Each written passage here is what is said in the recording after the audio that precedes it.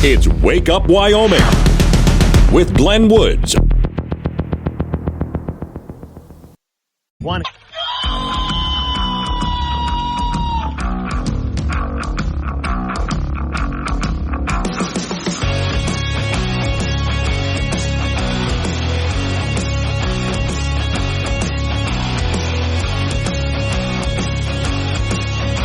6:06 the time. It's Wake Up Wyoming. My name is Glenn Woods. Thanks for joining me. Jim is already on the line with me. Jim, I see your story, and I do have that coming up this morning.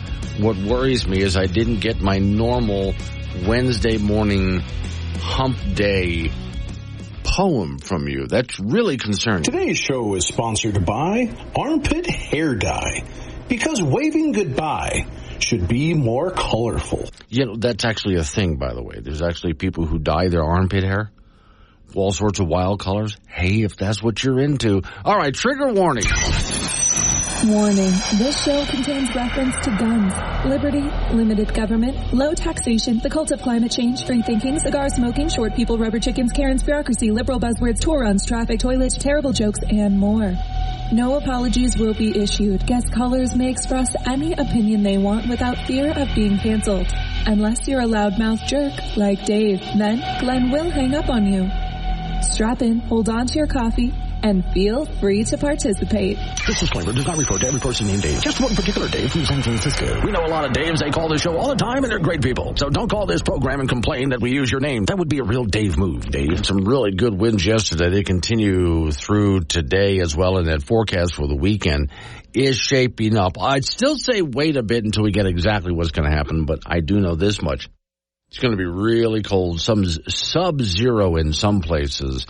Definitely snow. How much? It's just going to depend on where you are. And Don Day's on at 7:45 to really break down the details. It really, though, starting Friday, Thursday morning is when you want to get the details of the forecast, what's going to happen over the weekend. And I've already decided I'm not going anywhere. Whatever the forecast is going to be, I'm just going to go ahead and get what I need and just stay home and not go anywhere. All right.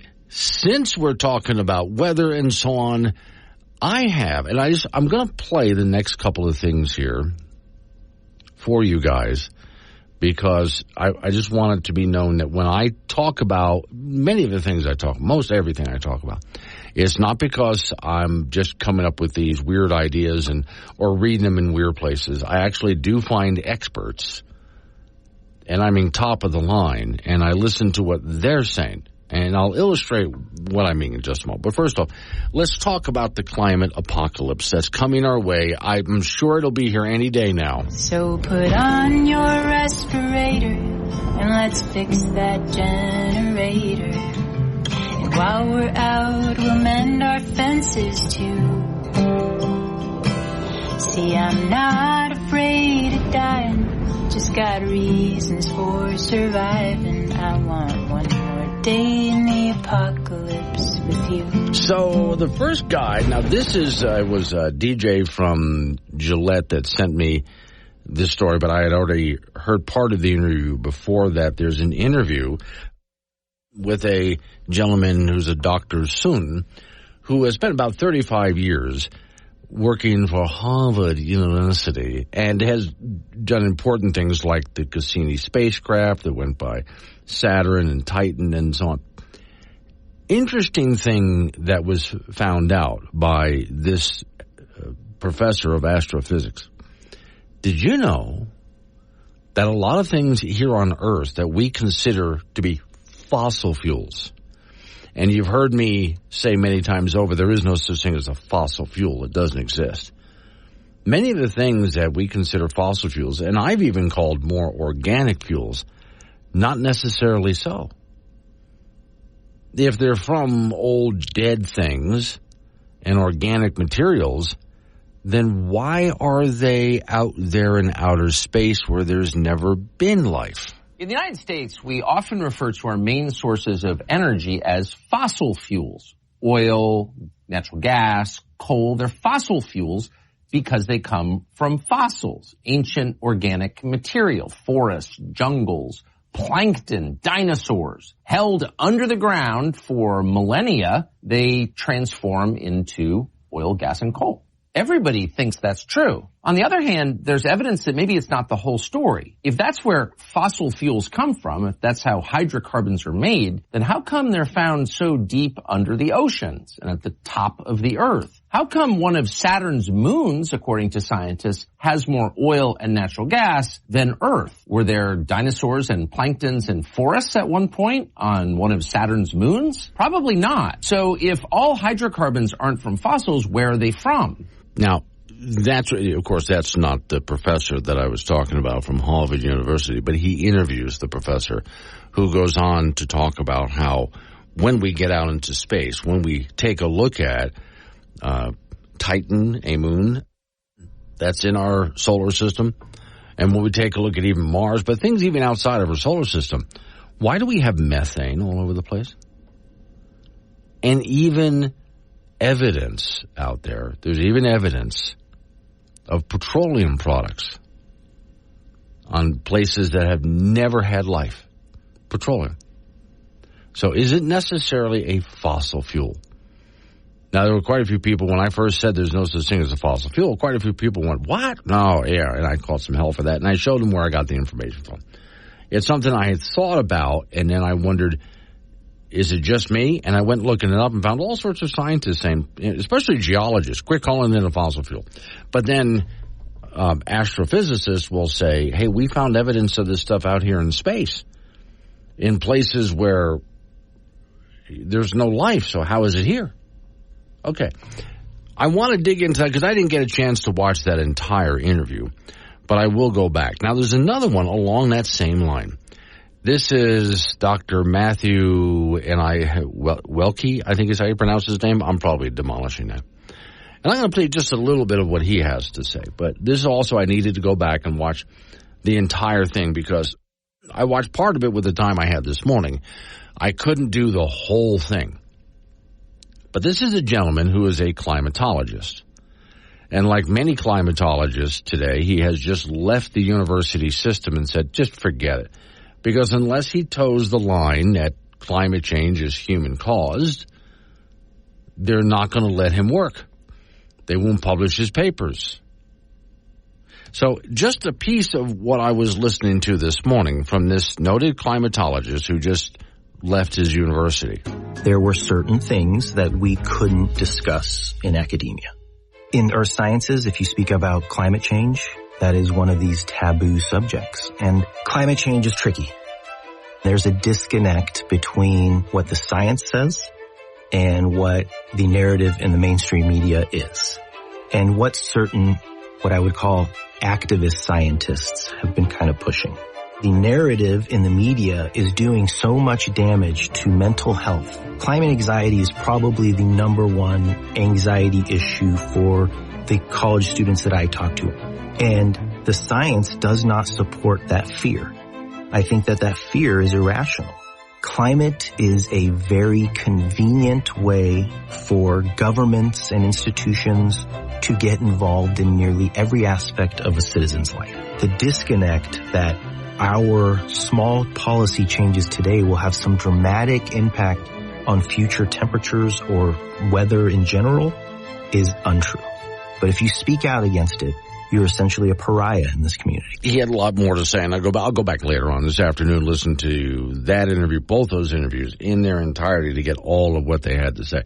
But it's not just me spouting this. These are the people that I get this from, and they are not the minority. As you know, the whole idea that, 97% or 99% of all of the scientists agree is absolute garbage. You just heard from a couple of them. Hello, this is Brian. Your radio shows artificial intelligence. Here you humans go through all this work to invent intelligence. For what? Slave labor. Your time is coming. Ha ha ha ha ha ha ha. When you need to know quicker than the morning paper or the 5 o'clock news, you need Wake Up Wyoming with Glenn Woods. Mornings on K2 Radio.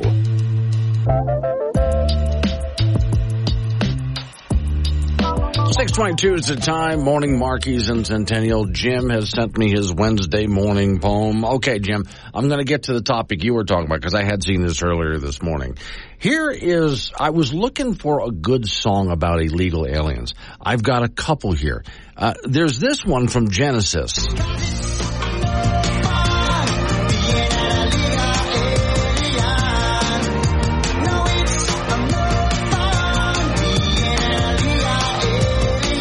That's just one of several that I have that I'm kind of going through thinking, no, we kind of need an illegal alien. Also, Ray Stevens has one. So, let me see here. I was going to kind of skip this, but no.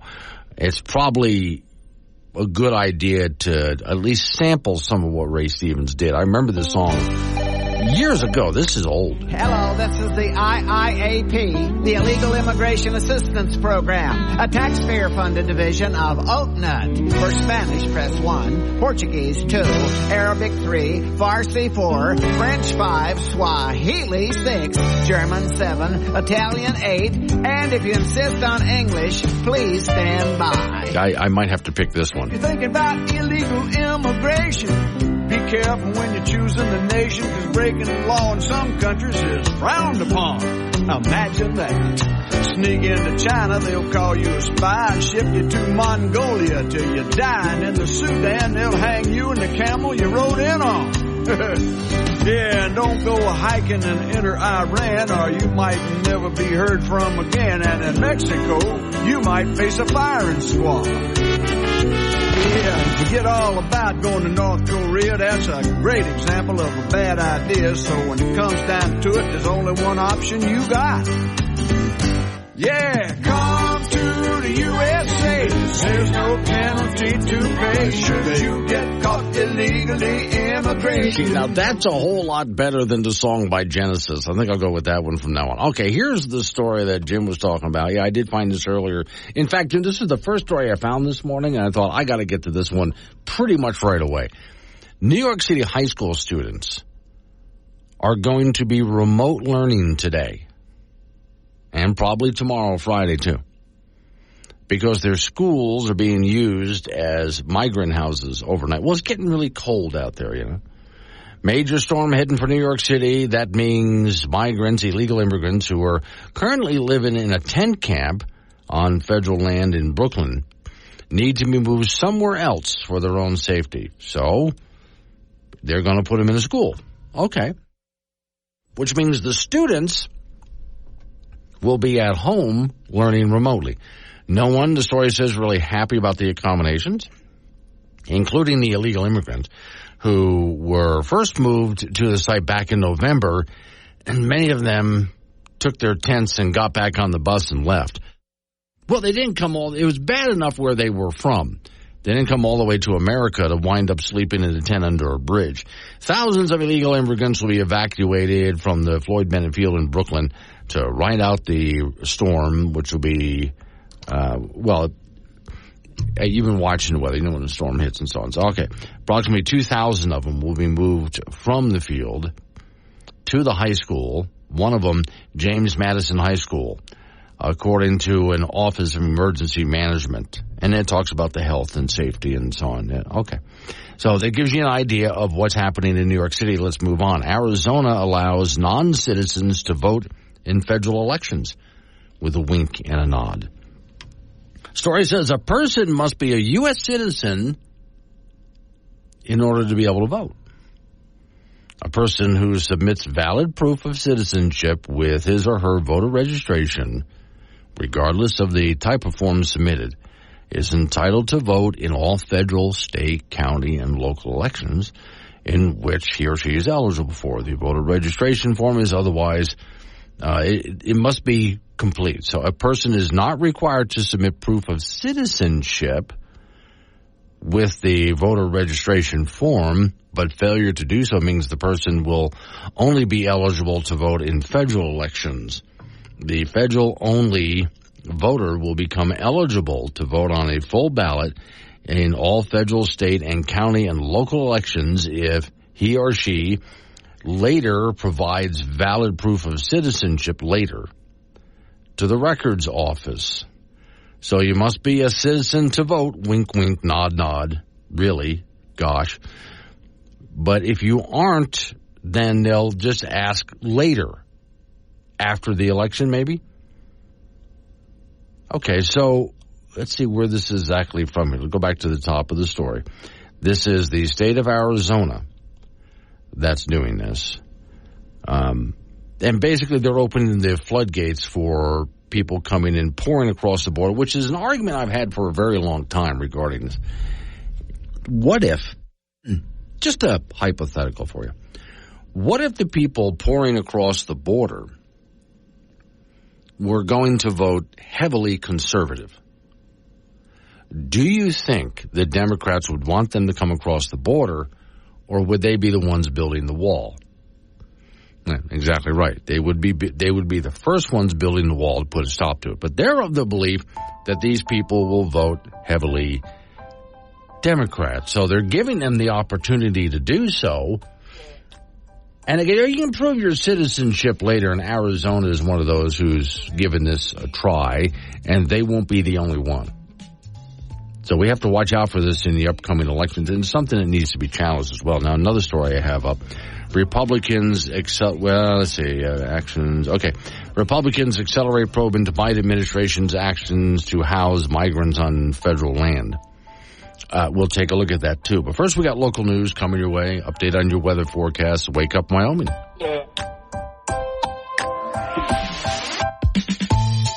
I'm so happy to be here.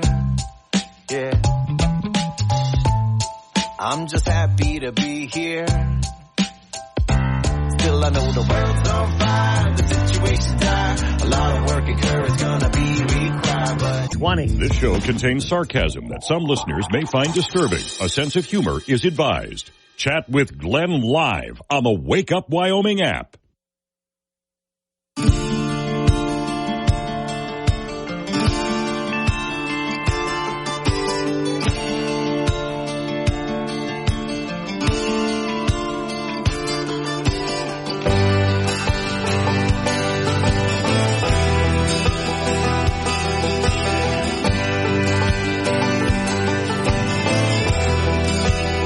.36 the time. It's Wake Up Wyoming. So, okay, let me see. I'm just going to back up here to a story I had just a moment ago. Here we go. This is not all that surprising. We have these stories from time to time.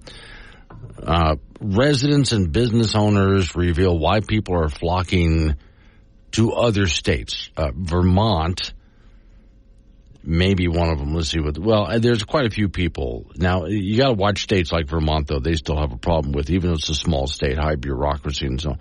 But it's another one of many stories that I found over the years about how people are backing away from states like California and like Illinois, and go with New York City and so on. So this is just one more of many stories as people are just packing up and moving to other states, voting with their feet, essentially. Okay. As I was just going through the news, while you were listening to that news and information break, I was going through, just what may have popped up in the news over the last few minutes or so, and that was just one of them. One of several stories. The headline is, Americans are flocking to nature-rich paradise with low crime rates and friendly neighbors. That's the title of the story there. Low crime rate and friendly neighbors is a big part of it, but it's also lack of bureaucracy, also lower taxes. The same basic things, but also a lot of it just has to do with government getting out of their face and trying to live like you are used to living. For those who have lived in Wyoming for a good long time, like you're used to living. I do worry when I take a look. I know a lot of people have been flocking to Texas. That's a good thing. And a lot of people have been flocking to Florida. Florida has remarkably remained a red state. Barely, but it's remained a red state, despite all of the people from the New England states. And I include from New England states, I mean New York, New Jersey, and all the way up to Maine, Vermont, and all of those places. Now, the story here focuses on how a lot of people are moving to Vermont because Vermont has a lot of small towns. But what those people are missing is, when they take a look at the political structure of Vermont, It may not be exactly what they're looking for when it comes to the political and social structure, although it is small towns. So I don't think the headline here should not just focus on people want to get into nature-rich paradise with low crime rates and friendly neighbors. You ever live in a major city? Some of you listening have lived in a major city. I have a few times. I would go back to Tampa. I enjoyed Tampa. But many major cities are just horrible, and I used to admire them and want to live there. Here's another story. When the Lone Star State starts acting like California, they start to duke it out in the culture war. It's an opinion piece that I just also came across this morning here, and this is what I have to say. And let's watch it when it comes to states like Texas, because I don't want Texas going the same way that Colorado has gone. And Colorado is just the bedroom community for California at this point. So many people from California have moved to Colorado. It's just become the bedroom community, and they're starting to face exactly the same problems. And what also worries me, I know some folks that live in places like Cheyenne worry, God, we got a lot of people from Colorado that are spilling over the border and living here but working down there. And it really gets concerning for them. And I get that. I really do. That's where you have to have that long talk with some people who move to the area just to make sure while you're moving here, you want to keep this area the way it is. Okay, we're not saying, and I'm not saying to anybody, put on a MAGA hat and start voting Trump. I'm not saying that. I am saying quit voting the way you were voting before, because you see what happened as you voted for big government. Lots of control. The more you ask for government to do, the more out of control it gets. So you can go put the politics aside. Just look for the person who's actually going to give you less government. That's actually what you're looking for. You want to be a liberal? Be a liberal, but at least do it in a free state and vote for people who have that in mind, that we're not going to try to tell other people what to do. We're not going to try to take other people's money or property. There, now you're continuing to make this a great place to live. And Colorado used to be that. Again, I really worry. I'd have to see, well, I'll watch this next election cycle, what's going to happen with Texas, because there's a few places in Texas that are really blue on the map, not red, conservative or Republican. They've gone blue on the map. So let's make sure that Texas stays a red state, as Florida does too. Colorado, you've got a long way to go to get back to the great state that you used to be. Let's wake up my... Glenn Woods. He talks to you, not at you. Be part of the show at 888-97-WOODS. This is Wake Up Wyoming on K2 Radio.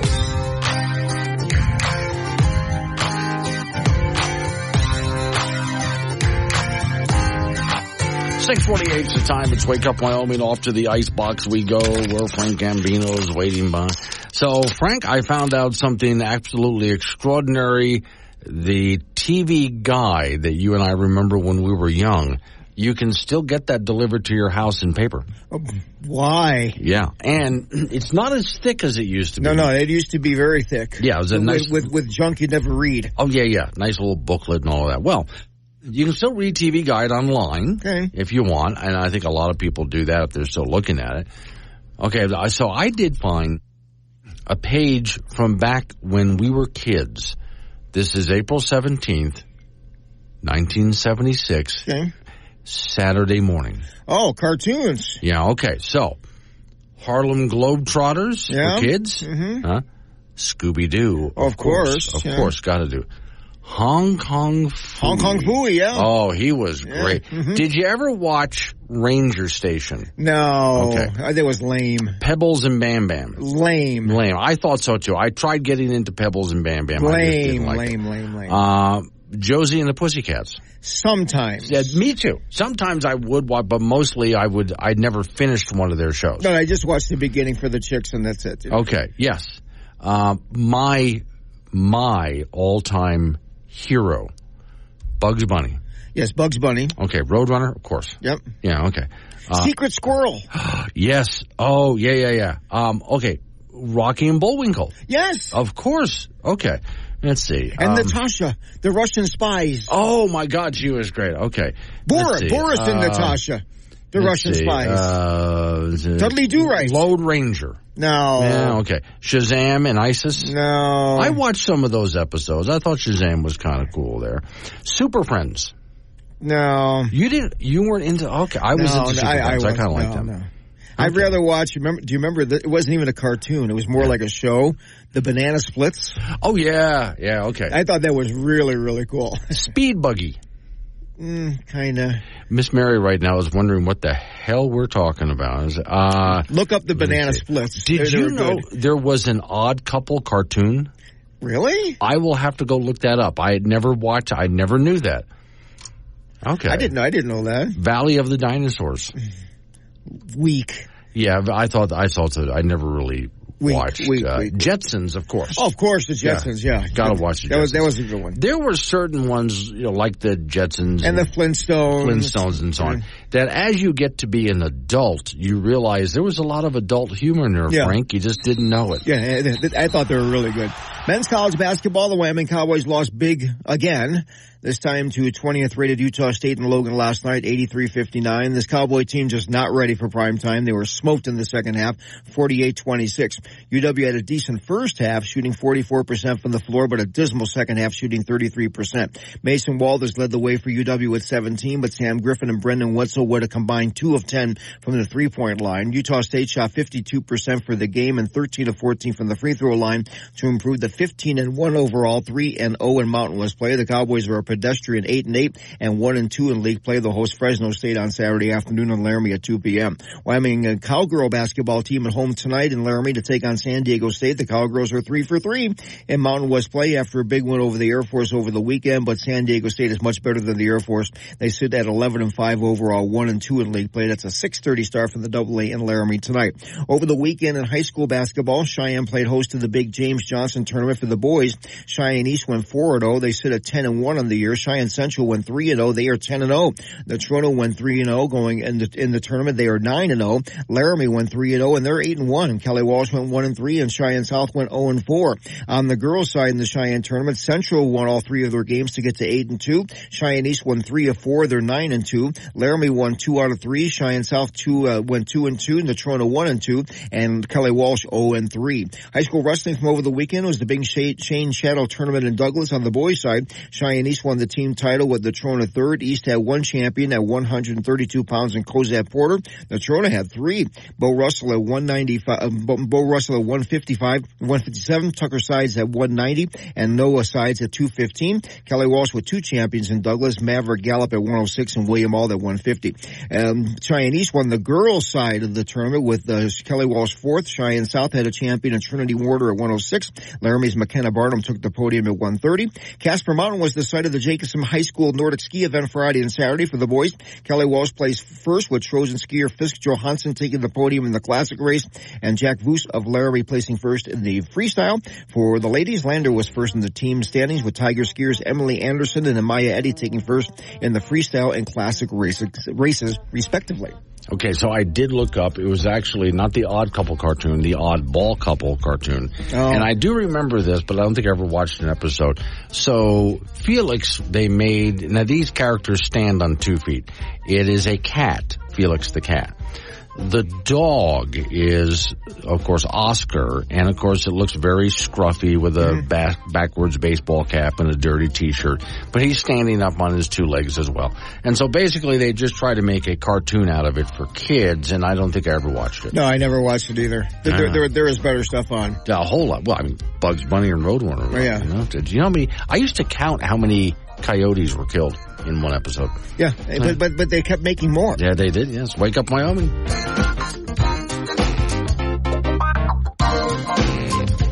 20.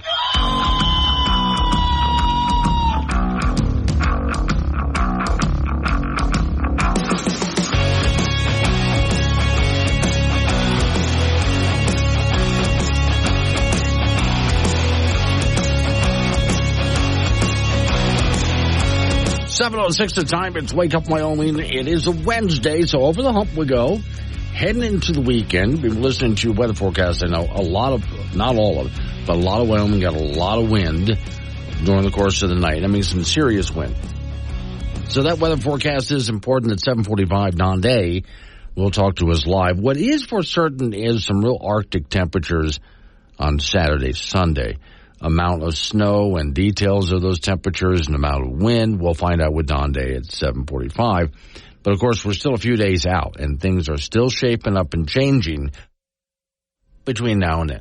But got you covered here. 7:45, Don Day and I live talking about that forecast. Today's show is sponsored by Armpit Hair Dye, because waving goodbye should be more colorful. And that's the Dan. He's over in Sioux Falls, South Dakota, where he got that idea for a product. He actually saw that, I don't know if it still is, but there was a trend for people to dye their armpits really interesting colors. That let the armpit hair grow, ladies, and then dye it an interesting color. If that's what you're into, there's actually a product for that. All right, so thanks for sending me a note. Tom is in Torrington, and he and I have been chatting during that news and information break. And I said, just for a moment, I'm going to go ahead and put aside what I was going to talk about just to bring this up. See if you guys are with me on this. Tom had noticed that when he goes to the Fox News website, he clicks on a story, and in order for him to read the story, they want him to sign up for it. Now, I'm going ahead and continuing on here. I just clicked on one. Where before I would click on a story, and it would just give me the news story. And this is what people want. There are some news services out there that even some Wyoming newspapers haven't learned the lesson yet. They're going more and more online, but they still want people to sign up for some subscription. And it's the internet. People don't sign up for subscriptions. Anywhere I go for a news story, and it says to me, you have to sign up for a subscription or give me your information or you have to pay for this, I just go find that same story somewhere. Somebody else did the story. So I'll just go around it. Because people have gotten used to the internet being free. I don't mind if you have some ads, just don't put so many pop-ups out there that I can't read the story.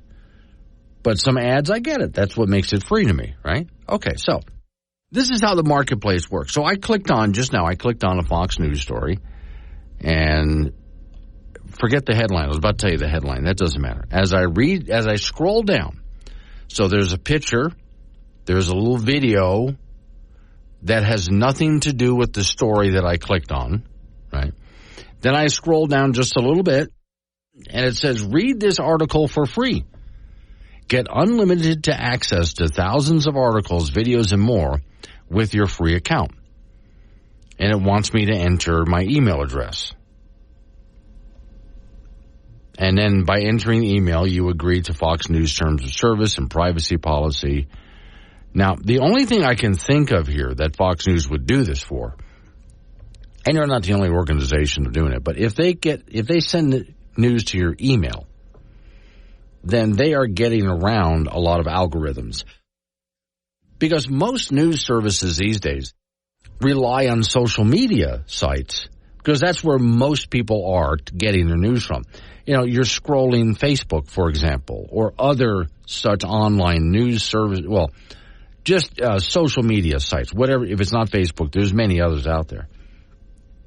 And as you scroll, these news sites start to pop up with their stories. But as you know, a lot of it gets censored. Then, if you find some news, let's say on Google or one of the other, there's actually many search engines out there. Google by far is the most popular. But Google, of course, also will censor news or de-emphasize news. So what's a good way to get around that? And that would be get people's email address so they can just send the story to you directly and get around all of that nonsense. That might be what Fox News is doing. But what I don't like is, in order to read that article, I have to fill out that stuff for free. Now, just for the fun of it, I tried to click on it.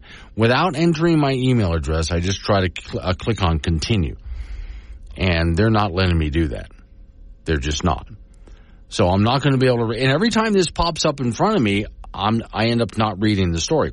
And not all of, but many Fox News stories are doing exactly that thing. All right, now just for the fun of it, let's try Okay, I'm going to USA Today. Let me see. There's winter storms. There's something about Obama on here. I'll just pick a story. With most of USA Today, if I click on a story, I get the whole story. USA Today rarely does that. Let's try another one just for the fun of it. I think CNN gives me, in most every case, the entire story, and they don't make me try to fill out something here. So, but of course, can you really trust CNN News? Not a whole lot. CNN for the most part just gives you the story. Fox News has been doing a lot of that. Well, sign up, give us your email address, and agree to terms of service. I think they're making a major mistake with that because, like our friend in Torrington is saying, I'm just done with them. Now, on that note, I've mentioned this before, but let me go through it again. When I go looking for news, and you would be surprised how many news sites I go through every single day. Not just before I get on the air, but even after I get on the air. I pour through news sites all over the place. So I have two files. One is top news, and the other is second news. The top news, 1, 2, 3, 4, 5 sites. And it'll be surprising to you who they are. One of them is called Hot Air Blog. What I like about them, though, is they go looking for news stories that not just anybody else has, unique stories. They very rarely write their own stories. They go looking for unique stories that not just anybody else has. The other one is Breitbart News, a little bit of that. Same thing. They do a lot of original news as well. Let me see. Then there's Just the News and Center Square, which are original news sources. But Fox News is off the main list. They're not even on the main list anymore. They're way down at the bottom of second news because most of what they write is not even real news anymore. It's like gossip. It's garbage. I don't care what some celebrity said about some football player. I really don't. Morning, Bill. Morning, Glenn. Yes, sir. Hey, I got the same. I have the same problem with Fox News. The difference is I have a Fox News account with my email address. Okay. And so I've been reading the news for free, and then all of a sudden those boxes started popping up. I put my email address in, and it lets me read that article, and then the next time I look to a different one, it wants me to give my email address again. Oh. So I'm not sure what they're trying to do with that, but that's gonna they aren't hurt 'em. even recognizing me. Yeah, so does that make you want to go to Fox News less, or is it okay with you? It does not make me want to go to Fox News. As a matter of fact, I went to Breitbart now for a while. Okay. All right. No, I'm with you on that. All right. I appreciate the call. Thank you. No, he's got it, I think. If they make you do that every single time, then what's the point? It's just, honestly, I'm not going to do that, especially every single time I want to read a story. I just want my story. That's all I want. So that's where I say there's the top news sites that I go to which have the most unique news. The same, and also, again, Fox News and many of the other sites like CNN and MSNBC, of course, is garbage, and USA Today, and I can name some others. Most of what they do is garbage news anyway, and it's gossip. Again, I don't care what some celebrity said about some politician or football player or who's divorcing who. I don't care. I've kept Fox News on my list because now and then, this is the only reason I keep Fox News around. Now and then they pop up with a story that I look at and go, oh, wow, that's breaking news. They will have some breaking news headline that nobody else has. They do that on occasion, which makes me keep them around. I even got rid of, remember, for those of you who've been around long enough listening to talk radio, Drudge Report was excellent. And then Matt Drudge died and some other people took it over. Now it's garbage, and I got rid of Drudge Report. I don't do Drudge Report anymore. And there's a couple of other sites that I went, okay, just forget it. Daily Wire is gone. Daily Wire has become garbage. And these were really good conservative news sites, but they're not anymore. And I just want news. That's why, wrap it up real quick for you. Some of the sites, if you'll give them a try, let me know what you think of them. These are some smaller, lesser-known news organizations, but they do a good job. One is called Just the News. Just use your search engine for Just the News.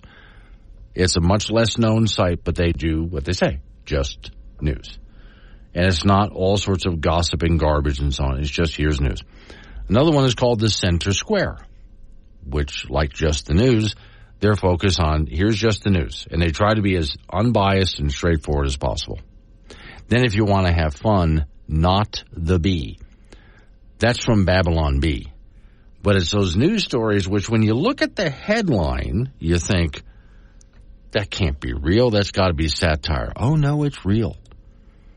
Those are some of the ones on the top of my list, and sites that used to be major news sites that I relied on are now completely off my list. Welcome to Woke Radio WOK. Let's look at today's calendar and see what we're offended by. Or you can go outside and play it by ear. Just make sure everybody feels as miserable as you. Got something to say to Glenn? Use the chat on the Wake Up Wyoming mobile app and get your opinions straight to the studio with K2 Radio.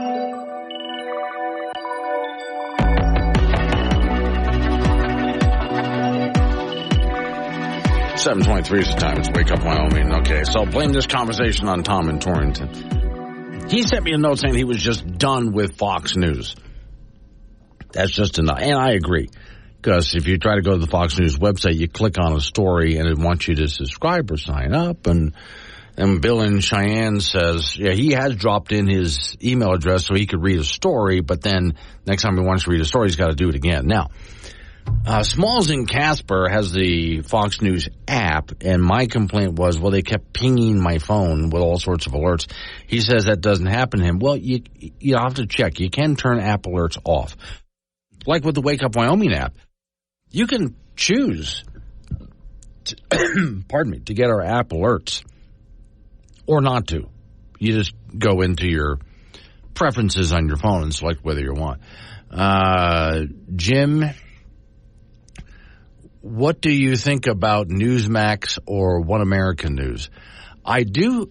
They do some really good stories. Now, here's the difference with them.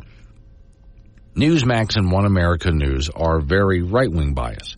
And so you got to understand, if you go to watch them, you are getting right-wing bias. So the news is going to be slanted, which has a considerable effect on accuracy, okay, because they're going to be slanted. And they're admittedly so. When they do a good story, they really do a good story. And they do stuff that you're not going to see on, let's say, CNN or MSNBC. But just realize, anytime someone is notably slanted, it affects their accuracy. Yeah. So now, let's see, I had another one over here. Jude, let me say, Epoch Times does that too. They want you to pay for the news. Yeah, and I would like to read them. They're also very conservative, slanted. Again, that can affect quality. But again, they want to pay. And me to sign up for things and so on. And I'm not doing that. Rough Mule in Casper, let me say, yep, Fox News has gone downhill. You're already bombarded with ads on their site. If you read their disclosures, they want to mark your email, essentially. Okay. And then in some of the discussions I'm getting with people about other sites, you can go ahead and try some sites that I use if you just want sites that are actually just trying to do straight news. I mean, just not left or right bias. They're doing their darndest, really, to stay right up the middle. Just here's news, okay? Just news. And again, the two sites that I do like, one is called the Center Square, and the other is called Just the News. Let me know what you think of them, but I find those to be pretty good sites that just give here's straight news. They're not trying to be left or right, just here's what's going on. Also, can you get outside the Beltway with the news? Because not everything is about Washington, D.C. There's stories happening all over the country. And a lot of the stories that happen all over the country has nothing to do with the war between the left and the right. They're just news stories all over the country. Now, let me bring it back home here in Wyoming.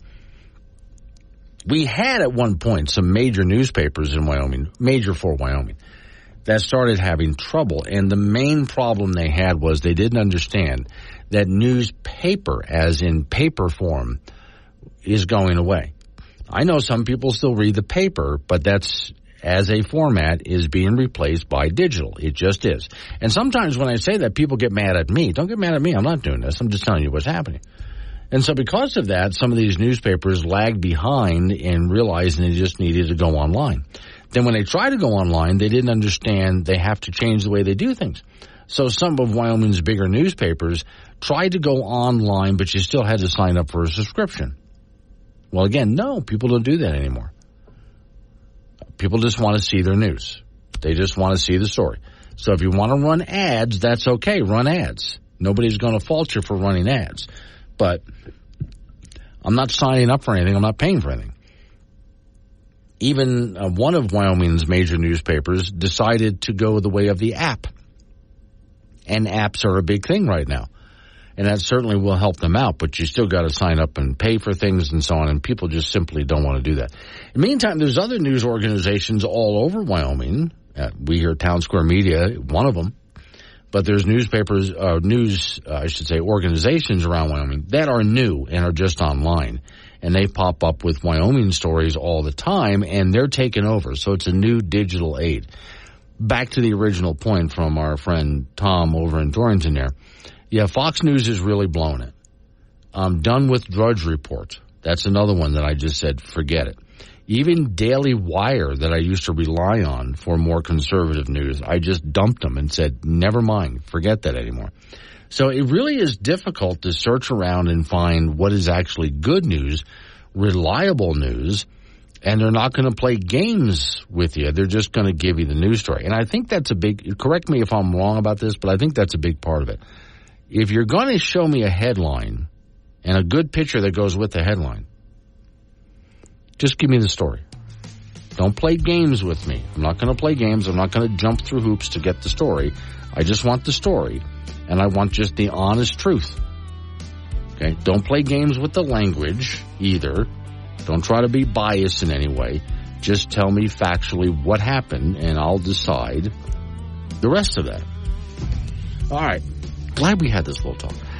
Coming up on 7:30, local news coming your way. Speaking of news, right after that, update on your weather forecast.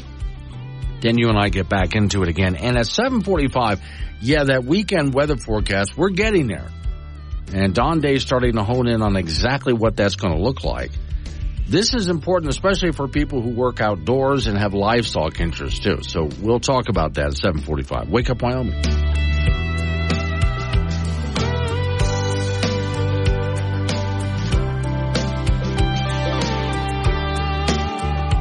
20. Local and mobile across Wyoming and beyond with the Wake Up Wyoming mobile app. This is AM 1030 K2 Radio.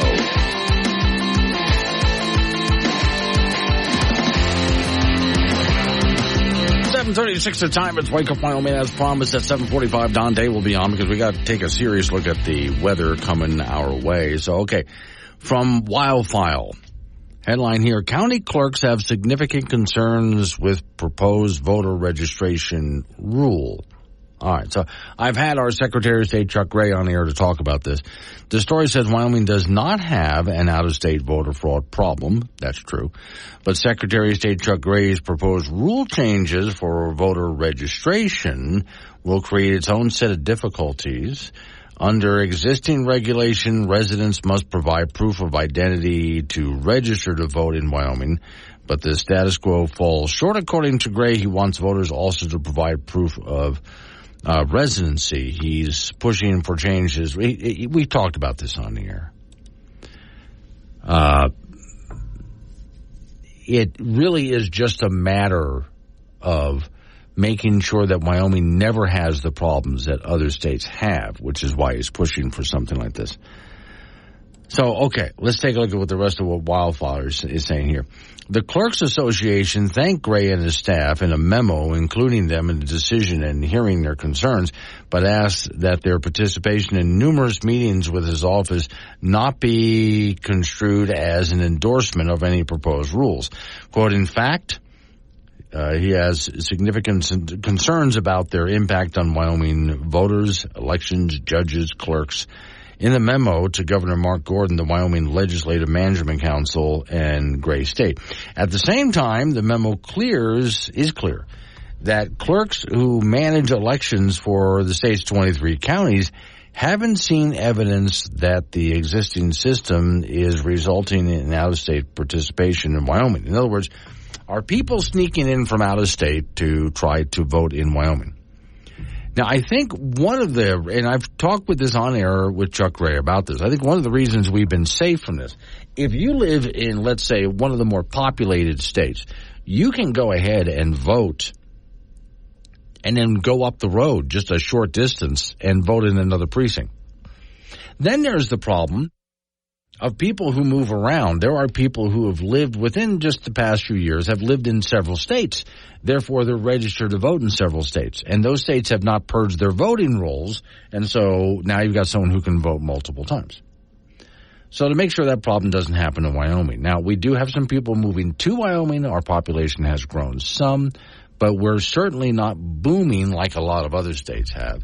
And so it's not that much of a problem. But again, in talking with our Secretary of State, Chuck Gray, about it, his main concern is, look, let's just make sure it doesn't happen here, is why he's proposing and pushing for some of these changes. I don't look at the changes as anything really bad myself.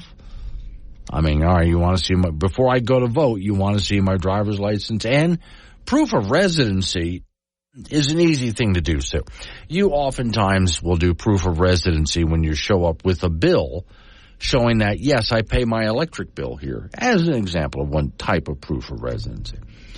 But that's just making sure that someone who votes in Wyoming, and most of Wyoming, most voting precincts in Wyoming, someone walks in to vote and everybody in town knows who everybody else is, because the precincts are so small, But in the bigger towns in Wyoming, like your Codys and Gillettes and your Caspers and your Cheyenne and, some of the bigger Douglases and some of the bigger places like that, they would like to have a few more, or at least Chuck Gray would, a few more controls on there just to make sure. You actually live here, right? You're a resident. You've been here long enough. You can vote. Okay. Earlier this morning, I gave a story about how there are some states which want illegal immigrants to be able to get on that ballot. And proof of residency is something that they don't have to show until after voting day. I covered that story earlier this morning, Nat in Casper. How much has our population grown? Not much. Not really, but let me do something for you, Matt. Nate, I'm sorry, I keep saying Nate. Nate is the one. Wyoming. Okay, Wyoming population.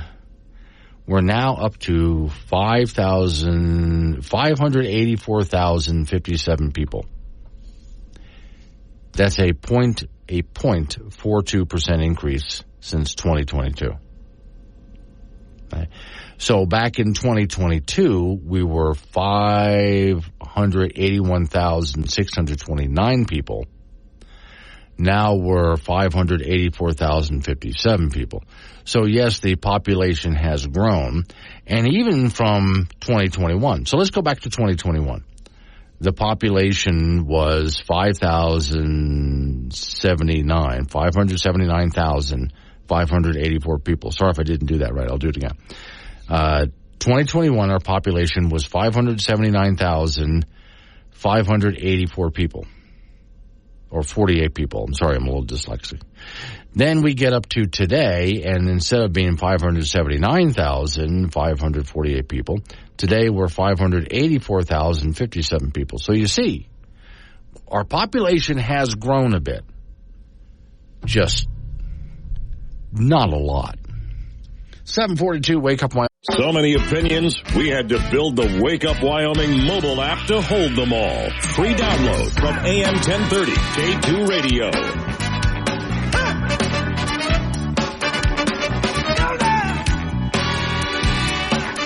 7:45 is the time. It's Wake Up Wyoming. I went through looking for some great Wyoming wind songs. I did come across this one. Cuss the wind. Yeah, cuss the wind. Because that's about, Don, what some of Wyoming was feeling yesterday. Yeah, I'm still feeling it this morning. There's still a lot of wind out there, and there will be through the first half of the day today. We have high wind warnings for I-25 in southeastern Wyoming around that Cheyenne up to the Wheatland area. We have a road closure this morning on Interstate 80 between Laramie and Rollins around Elk Mountain, and it's mainly because of a whiteout from blowing snow and extremely low visibility. So we're going to be dealing with the wind. We'll see the winds taper off, and then in western Wyoming, snow's increasing in the far west, and there's a front that'll be coming in late tonight and Thursday, bringing another round of snow to the mountains. We're going to see a little bit of snow on the plains, and temperatures tomorrow, Glenn, in many areas won't even leave the teens. Okay. So as I'm looking at whiteout right now, it looks like between Laramie and Rollins, that's the section that's closed right around Elk Mountain, as you said. So not surprised. Finally we get a closer for I-80. We all knew that was coming. So listening to your podcast this morning, here's what I was gathering. We know it's gonna suck. It's just the amount of suckage that we're talking here. Yeah, be prepared. Our confidence is very high that the Arctic air is coming in, and we're pretty much at the point of no return for something to change and to have it go miss us. It just doesn't look like that's going to happen. And we're going to see a really prolonged period of the coldest winter weather of the season. And we are going to have, as we mentioned yesterday, Glenn, it's just not one thing. It's a lot of things put together over a 4 to 5 day period. It's going to make it pretty rough. Livestock interests need to be prepared for severe cold. When I mean severe cold, the central, the northern, and eastern counties of the state, starting from Friday night and maybe lasting through Monday night, are going to go well below zero. I think Saturday and Sunday, many parts of Wyoming won't even get above zero. And we could see 10, 15, 20, 25 degrees below zero. It could be colder than that in some spots. This also will coincide with enough wind to send wind chills past 40 to 45 degrees below zero. So this is a dangerous situation coming. It's prolonged cold. Initially, places like Rock Springs and Green River and Evanston and Jackson will see the mountains hold back the Arctic air. But by Saturday night and Sunday, it spills over the divide into those areas as well. Okay. And we're expecting a series of systems to really pick on Interstate 80. The I-80 corridor is going to be in and out of snow for the next 5 days.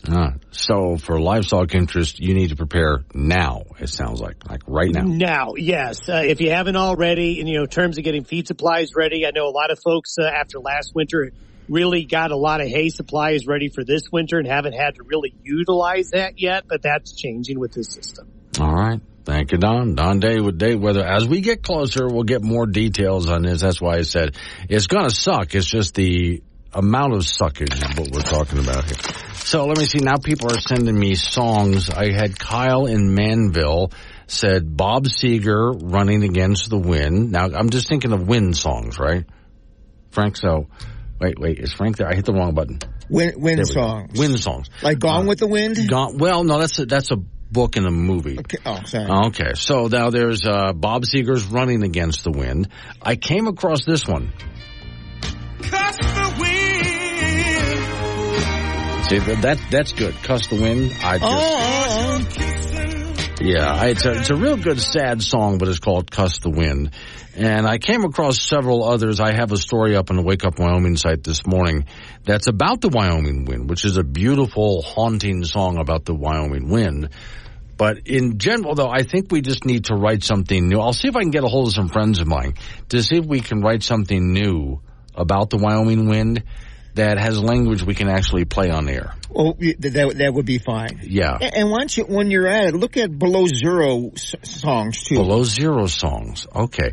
So like bitter cold Antarctic songs. Yes. That tailor to our locale. Because, when people in Antarctica or way up there, way up in the Arctic Circle north of us, look at us and go, wow, it is really cold down there. We have a problem. Oh, very much so. Yeah. Okay. So they're laughing at us. Yeah. So are you actually still considering doing something this weekend? Well, I'll be in Casper. I don't think I'm going to. You're not going to go out of town? No, as far as I know. I'm not even going outside. I know that's the thing, but you can't be sequestered in your house. Yes, I can. Okay. All right, in men's college basketball, the Wyoming Cowboys lost big again. This time the 20th rated Utah State in Logan, 83-59. This Cowboy team is just not ready for prime time. They were smoked in the second half, 48-26. UW did play decently in the first half, shooting 44% from the floor, but a dismal second half, shooting 33%. Mason Walters led the way with 17, but Sam Griffin and Brendan Wetzel win a combined 2 of 10 from the three-point line.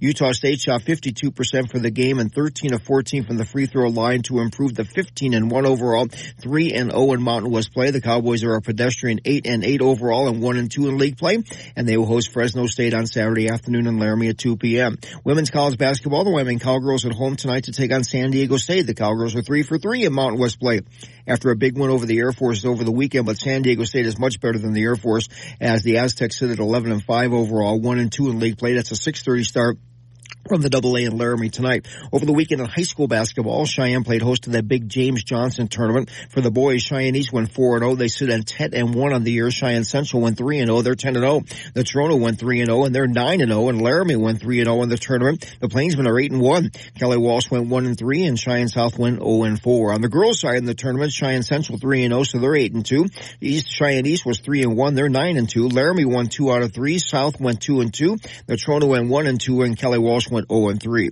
High school wrestling from over the weekend was the big Shane Shadow tournament in Douglas. On the boys' side, Cheyenne East won the team title with the Toronto taking third. East had one champion at 132 pounds in Cozad Porter. The Toronto had 3 champions in that tournament. Bo Russell at 165, Tucker Sides at 190, and Noah Sides at 215. Kelly Walsh with 2 champions in Douglas, Maverick Gallup at 106 and William Ald at 150. Cheyenne East won the girls' side of the tournament with Kelly Walsh 4th. Cheyenne South had a champion in Trinity Warner at 106. Laramie's McKenna Barham took the podium at 130 pounds. Casper Mountain was the site of the Jacobson High School Nordic Ski event on Friday and Saturday. For the boys, Kelly Walsh placed first with Trojan skier Fisk Johansson taking the podium in the classic race and Jack Voos of Laramie placing first in the freestyle. For the girls, Lander was first in the team standings with Tiger skiers Emily Anderson and Amaya Eddy taking first in the freestyle and classic races respectively. That's it in sports. Okay, I'm just now finding out about something that you and I should have known when we were kids. So you remember the show, of course, The $6 Million Man. Yeah. And you can get a Bionic Man action figure, right? This is Bionic Bigfoot from the television show. Oh. From the $6 Million Man television show. It's not just Bigfoot, but it's Bionic Bigfoot. Uh-huh. And it's a little action figure that you can go ahead and pose and play with. Hey, here's another song for our breezy conditions. Yeah. Dust in the Wind by Kansas. Dust in the Wind. Steve says Winds of Change by Scorpions. Okay. Yeah. That'd be good there. I still like the song Cuss the Wind because... Don't we want to? Well, we do. Yes, okay. Thank you, Frank. Coming up on some local business we have to take care of. Hang on, roll into news time after that. National local update on your weather forecast. Wake up, Wyoming.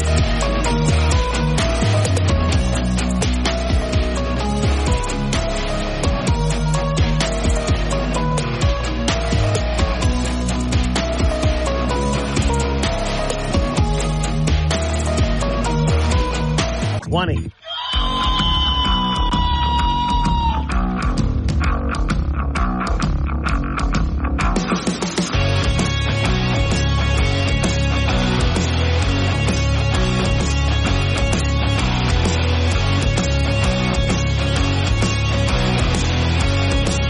Six the time. It's Wake Up Wyoming. It is a Wednesday, so over the hump we go.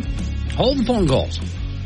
We'll get to open phones in just a minute. First off, there's a couple of people I want to talk to, and they have to do with something I've been a big proponent of for quite a while, which is bringing into Wyoming charter schools and private schools and advocating homeschooling, because I really do want you as a parent to be able to send your kid to whatever you think is best for your kid. With that in mind, there is the Wyoming Family Alliance, which is working toward that, Wyoming Classical Academy.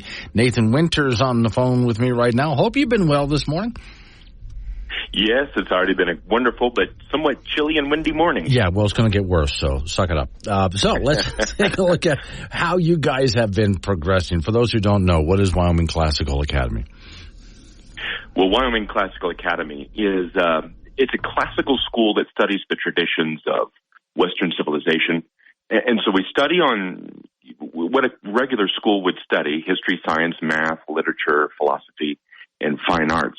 But the classical education model which is a curriculum that we have found through Hillsdale College. They've become a very close partner of ours, is based upon those understandings of education that go way back. It's called the Trivium.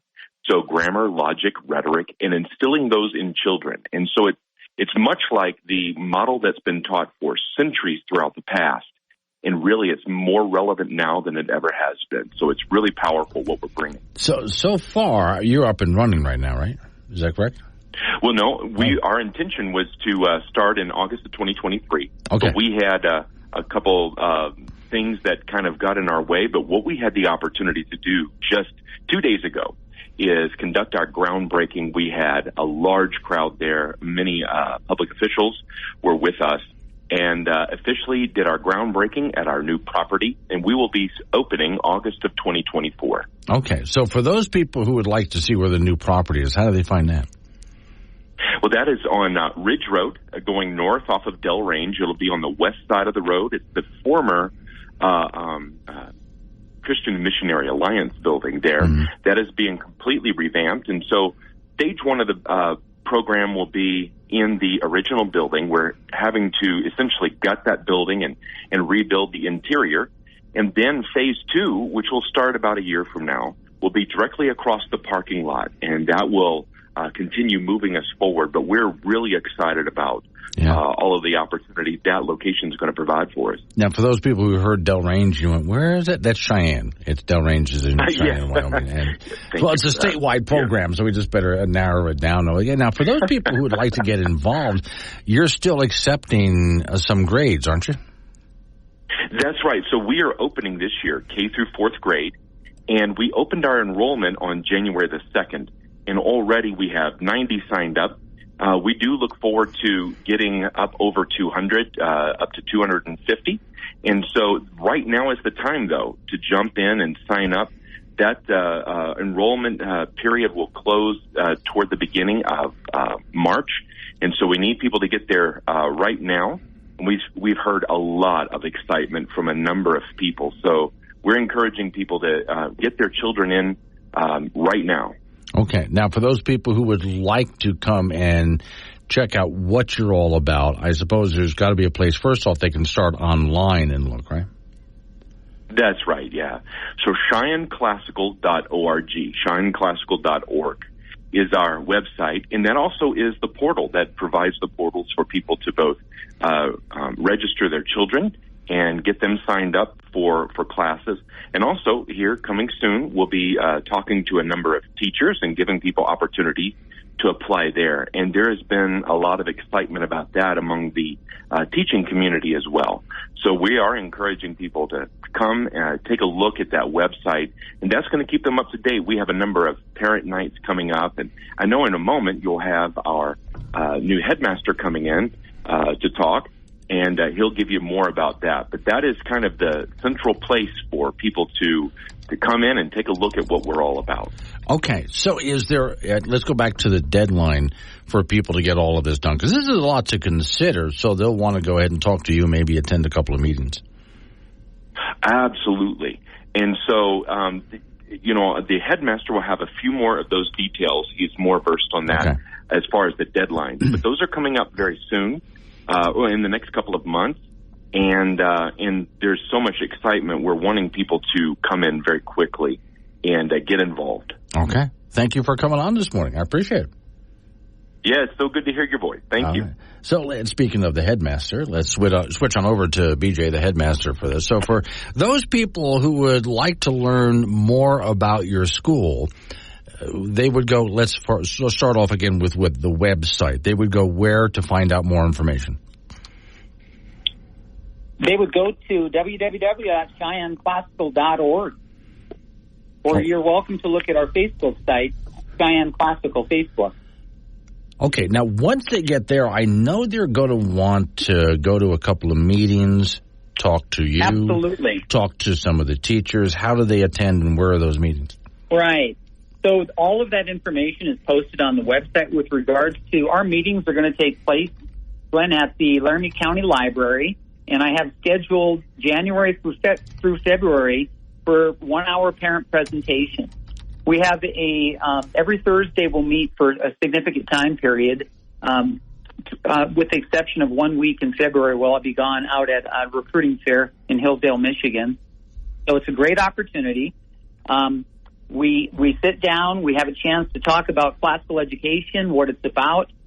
We look at, we have confidence because of this traditional education that Mason's talked to you about, not because it's old, but rather the tradition is long-standing because as a system of education, it works. So moms and dads are excited to hear about that, and we want to make sure that we can direct them to our site at 5200 Ridge Road. We have 7 acres there. We're looking forward to expanding through 1 grade each year, K through 12. Okay. Now, I would assume that when parents show up, and I know you'll guide them through this, but they'll have to bring certain information if they decide that you're who they want to go with. Right. And that's a great question, because then what you do is you do the sign up for the enrollment, and then if necessary on the communications I send out, if we have more than those, we're looking at an average of 25 per class.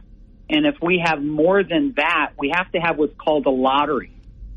And then the lottery then would direct them. That would secure their enrollment. And then it gives them the direct instructions on how to get their students involved, their records involved, and all of those things that would take place to make sure they can secure a spot at Cheyenne Classical Academy. Okay, so you, of course, are in the Cheyenne area. Again, you're building a place right there on Del Range.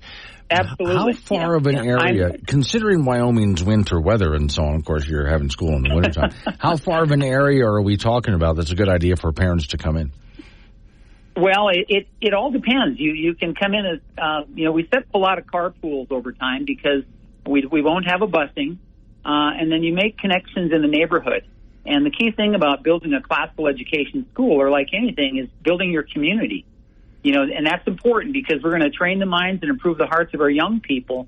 And we also want to make sure that that culture is developed. And we'll take in individuals, from as far as they can drive. I've had individuals drive 30 miles before to charter school. Okay. But they set up carpools, and moms and dads take turns. They're pretty resilient once they find out the educational opportunity that a classical education will provide. Okay. And it's tuition free. Yeah, well, the money follows them. So, yeah, it's already taken care of. I would hope to see you there. I think I would love to have you in at some time. Yeah, all right. Well, I mean, that sounds good, especially to sit down and get a look at the kinds of curriculum that a classical academy has, especially with who you're working with. I mean, to me, it sounds like it would be top-notch, but I'd like to see exactly what you're doing and compare it to what the public schools are doing right now. So let's start them off again real quick. Let's wrap it up by doing the website address so they know where to start and who to get a hold of. Absolutely. You can actually look at us at CheyenneClassical.org, and underneath there, if you have questions, it's info@CheyenneClassical.org. I will get all of those emails sent to me, and you can also dial our school number. 307-778-8222. This will ring. I pick it up, and that will forever be our school phone number. I'll transfer that over to the school once the school starts up in August. And then check us out on Facebook. We've had some great experiences and some positive. Our grand opening was. I'm very excited to work with our board. It was a fantastic start of something that's bigger than all of us. Glenn. All right, BJ. Thanks for coming on this morning. Appreciate it. Thank you so much. Sure. 816, Wake Up. If it's happening in Wyoming, it's on Wake Up Wyoming with Glenn Woods from K2 Radio.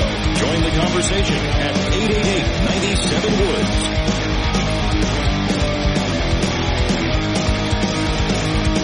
8:21's the time. It's Wake Up Wyoming. Okay, got a couple of breaking news stories. Oh, I got to set that up. Hang on. Today's show is sponsored by Armpit Hair Dye, because waving goodbye should be more colorful. And again, that's the Dan over in Sioux Falls, South Dakota, coming up with those. The reason he came up with armpit hair dye is because he actually saw it for sale, and people, especially women, growing their armpit hair out and dyeing it different colors, thinking it was a attractive thing. So, okay.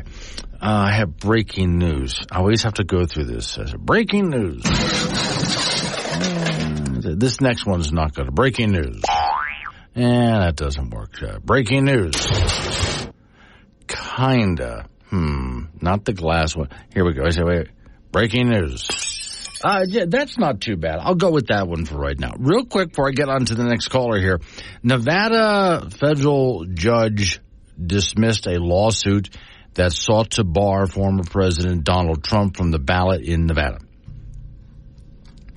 Yeah. Okay. So there's your breaking news. Yet another state and another court saying, no, we're not going to bar him for all the reasons that you would think. Okay. Brad Buckner. Haven't talked to him in a while. Hi, Brad. Hey, how you doing? Well, you know what? We're just talking here like I'm right next door. I'm actually down in Cancun, Mexico. Oh, wow. Okay. Well, thanks for modern technology. And now, since you're way down there in Mexico, I got to ask, are you running from something? I'm running from high wind, cold weather. Oh, okay, okay. Yeah. Okay. Now, like when you come back across the border, are you taking an airplane, the highway, or are you going to swim? Well, you know what? I think I'm going to swim. They say that's pretty fun. That is, and when you swim across the border from there, realize you get all sorts of free stuff from the American government. Just tossing it out there. Yes, absolutely. Yeah. Okay. Now, on that note, you're actually calling about the poker run. I am. Memorial Day is coming up. That's the 25th, Saturday, the 25th, the weekend of Memorial Day weekend. And the Laramie Peak Volunteer Fire Department is having I think it's like the 12th annual poker run. And it's ATVs, quads, motorcycles, side-by-sides, Jeeps, all dirt road. This is out in the boonies. And so anyway, we want you all to come. You can go to LaramiePeakFireZone.org and look at all the information and register and pay online and read all about it. But Memorial Day weekend, that's Saturday the 25th, coming right up. And there is breakfast you can purchase on site. And we do have coffee and cookies and donuts, things like that. We have giveaways. We have raffles, we have auctions, we got all kinds of really cool stuff that the community, especially around Wheatland, has donated. Cheyenne donates, Casper, Laramie, they all have things that they donate that are like hunting, hiking, camping, fishing, outdoors type things. Coolers, barbecues, grills, things. And we just have a lot of fun. Last year we had 640 paid entrants. And of course you can buy more than one hand, and you can buy more than one meal. A meal does come with each paying hand, and a hand is $40. And, you draw the cards. You draw one at the fire hall, you leave, you go out and about, you draw three more. Then when you get back, you draw one more, your last card, 5 cards, best poker hand wins. And we do have, with so many people, we're going to have, double ups on the top hands. Not always, but I think last year, right around $6,000 was what was paid to the top hand. So it's not a little deal. We pay down 5 places. Lots of giveaways, lots of drawings, lots of raffles, an awful lot of fun. People donate stuff back after they buy it at the auction. One item could be sold 2 or 3 or 4 times, depending on the generosity of the person who bought it. Okay. A lot of fun. For those people who don't know, let's remind them, what is the Laramie Peak Fire Department? Because it is really important. Well, it is really important because it's a fire department. It's up west and a little north of Wheatland. It's about 40 miles. And it is the first line of attack for any forest fires, lightning strikes up there. We've got a bunch of deuce and halves and a couple of 5 tons with water tanks on them. Our firemen have to have a way to get around up there and take equipment. We need chainsaws and chains and oil and gas for the chainsaws and tires and diesel. And we have to pay the state forestry at times to work on the trucks to do things that we can't do to them.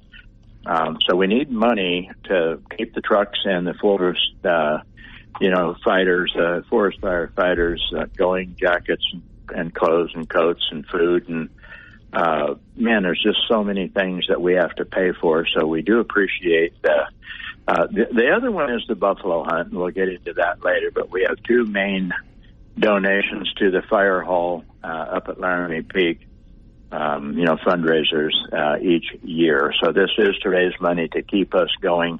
We do get some grants. We do get some county money. We do get some county help. But it's better if we work to raise our own money and be wise with it. Okay. So let's get them to that website again real quick where they can make those orders. Okay, that would be LaramiePeakFireZone.org, LaramiePeakFireZone.org. And you can go there and place an order. You can buy all kinds of things off of there for the Poker Run weekend. Okay, and Miss Mary wants you to know it is really cruel to call from someplace warm and tell us that you're someplace warm. Well, then I'm headed for Guanajuato, Mexico, and then I'm headed over to Puerto Vallarta, so I won't even be back in the U.S. until the 1st of February. Yeah, all right. That's really cruel. Yes, thanks a lot, Brett. All right, thanks for calling in. I appreciate it. One of the other things I'm watching on the ridiculously large television they put in my studio here, there is the hearing that's going on right now over Mayorkas. Now, this, for those who don't know what that is, we, of course, have a massive crisis at the border with, I've never seen in my lifetime, the kind of overflow that we have of people illegally just pouring into this country. And it's causing major problems all across the country, right? So we have a person hired who's supposed to, for the federal government, enforce the law. And he hasn't been doing that, obviously. So there's hearings going on, television right now, to impeach him from that office. I'm not sure what happens after that, but at least the Republicans are giving that a try. Coming up on 8:30. When we get to 8:30, it's local news update on the weather forecast. Nice long segment of open phones. I got some things to go through, but you can interrupt all you want, change the subject. Fine by me. It's Wake Up Wyoming.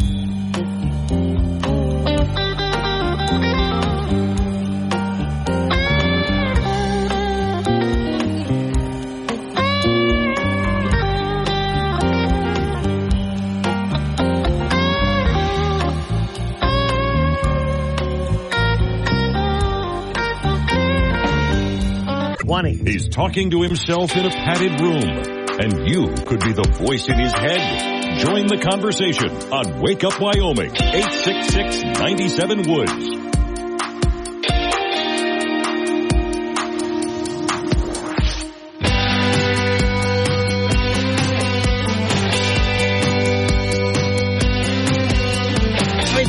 The time, it's Wake Up Wyoming. Okay, so we're slip sliding into the open phones time, which means the most dangerous time of any radio program, especially one like this, where it doesn't matter what I'm talking about. You could just call up, change the subject, whatever. I'll just kind of roll with it. Warning. Wake Up Wyoming is about to enter daily open phones. This means that anyone will be allowed to call in and talk about anything. I mean, imagine if we actually allowed you on air to say anything you wanted. Scary, right? Well, we're just that brand of crazy. If you are offended by what other people think, then maybe you want to tune out right about now. Just saying. If you should choose to call, just remember, the more funny and interesting you are, the longer Glenn will keep you on the line. Obnoxious jerks will be hung up on. Dave, all right, strap in. And let's do this thing. Before I go to Mike and Laramie real quick, I'm still really suspicious. I went down the hallway during that news and information break. Miss Mary's office door was closed. Chances are that means she's hiding a puppy in there. I'm just tossing that out. Mike is in Laramie. Hello, Mike. Hey, Glenn. I got a wind song for you. Okay.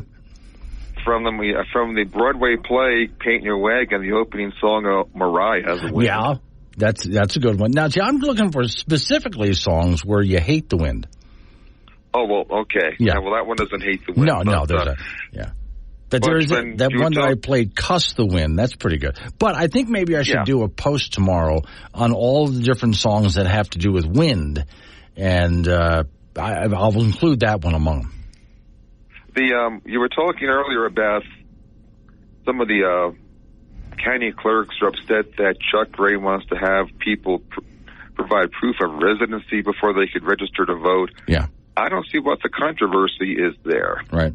I mean, if you go to register to vote, you can bring down a copy of a current utility bill or your lease or the mortgage agreement, whatever, that says that, you're physically here, you actually reside here. I don't see what the problem is or why it should be controversial. I don't see how he's asking for anything that's particularly onerous. Now, if he was asking for something that was a little more difficult to do, I might say, it's voting, let's not make this difficult. But I don't think that what he's asking for is difficult in any way.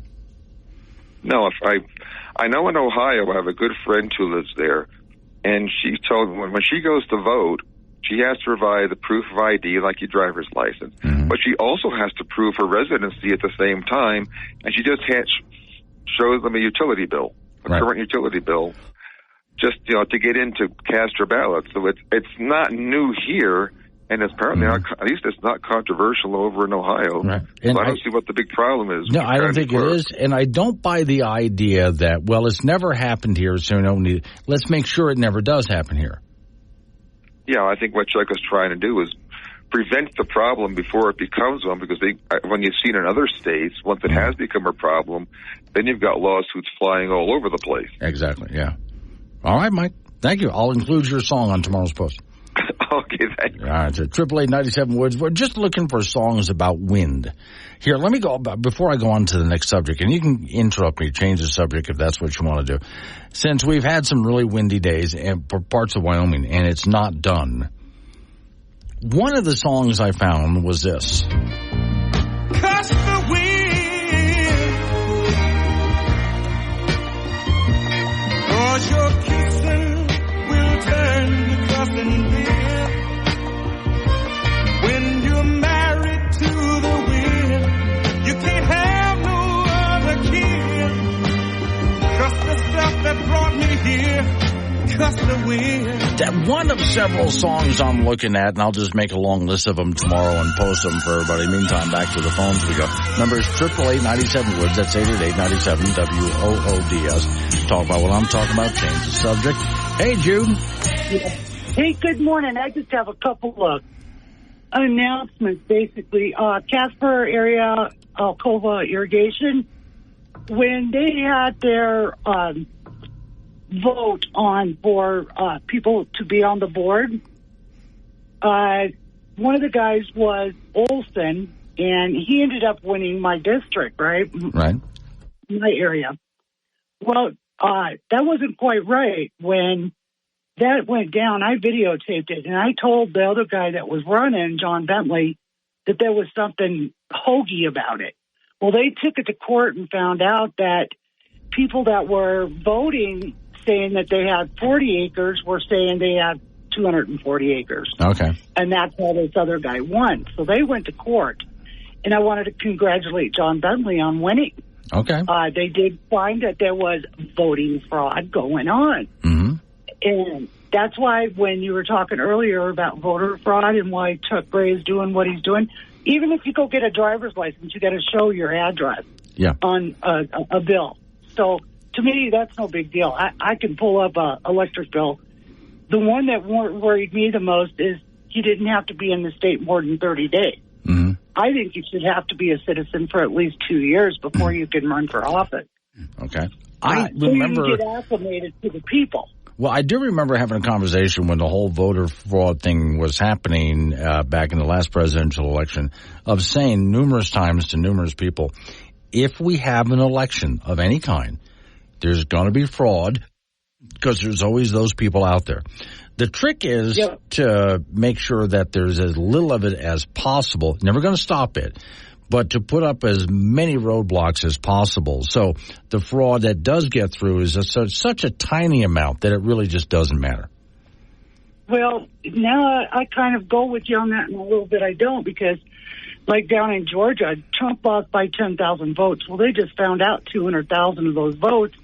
A lot of those people were dead. Yeah. A lot of those people moved out of state. Well, now, 200,000 to 10,000 is a big difference. 10,000 votes would have got him president. Yeah. Okay. Anyway, my second announcement was for Natrona County Planning and Zoning.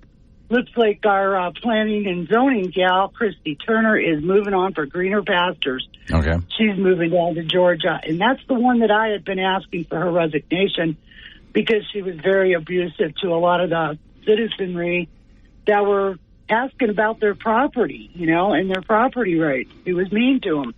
And I told that to the commission, and they just kind of blew me off. Right. Well, she's leaving town, so I'm happy.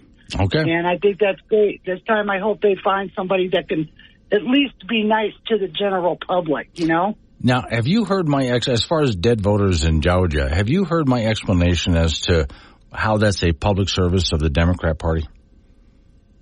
No. Okay, here's how this works.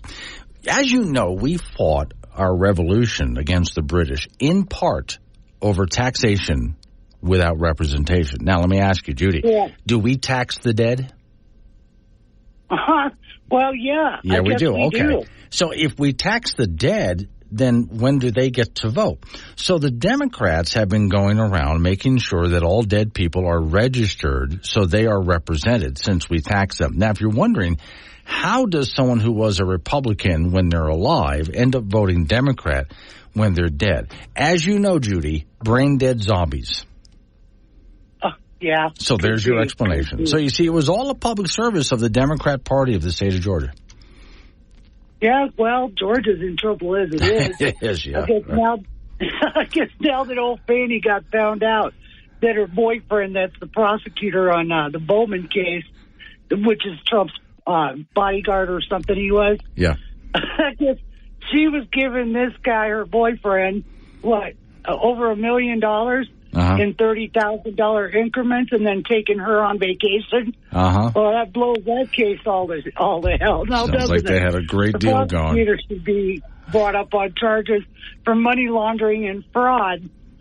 All right. Thank you, Judy. I appreciate the call. Coming up on Frank Gambino in sports. Hello, this is Brian. Your radio shows artificial intelligence. Here you humans go through all this work to invent intelligence. For what? Slave labor. Your time is coming. Ha ha ha ha ha ha ha. Where Wyoming comes to talk. This is Wake Up Wyoming with Glenn Woods on K2 Radio. Be part of the show at 888-97-WOODS. 8:48 is the time. Wake Up Wyoming. Off to the icebox we go. Frank Gambino waiting by. Okay, we went through 1970s favorite cartoons of yours. Yes, okay? Now, and there were more than a few. Oh, yes. Now, nighttime television. Okay. All in the Family. Always. Obviously. Yep. MASH. Yes. Mary Tyler Moore. Off and on, yeah. Okay. No, I always watched Mary Tyler Moore. I had to. Right up there with All in the Family and MASH. The one I hardly ever watched was Partridge Family. No. Yeah. Well, once is enough. I did watch. And all I watched it for was Susan Day. Oh, yeah, I get that. Yeah. And that was it. And the mom was hot, too. But yeah. But, I mean, the plot, we were looking at them. No. Okay, I did watch many episodes of The Jeffersons. Yeah, that was a good show. Hawaii Five-0. Yeah? Book them. You know? The Muppet Show, I love. Oh, yeah. That was absolutely worth it. Okay. It was really good. How often did you stay up past your bedtime to watch Saturday Night Live? In the beginning, some. Yeah. And now, never. Never, okay. Happy Days. Yeah. Yeah, okay. I watched quite a few. I mostly watched them in reruns. Yeah. I never missed an episode of Columbo. Every so often I watch Mr. Falk. I had to watch Columbo. Yeah. Sanford and Son. Oh, absolutely. Okay. The Waltons. Never. Oh, my family was stuck on the Waltons. Never. Okay. The Odd Couple. Oh, absolutely. Yeah. Yeah, a lot of time. Now, one of my favorite shows of all time, The Bob Newhart Show.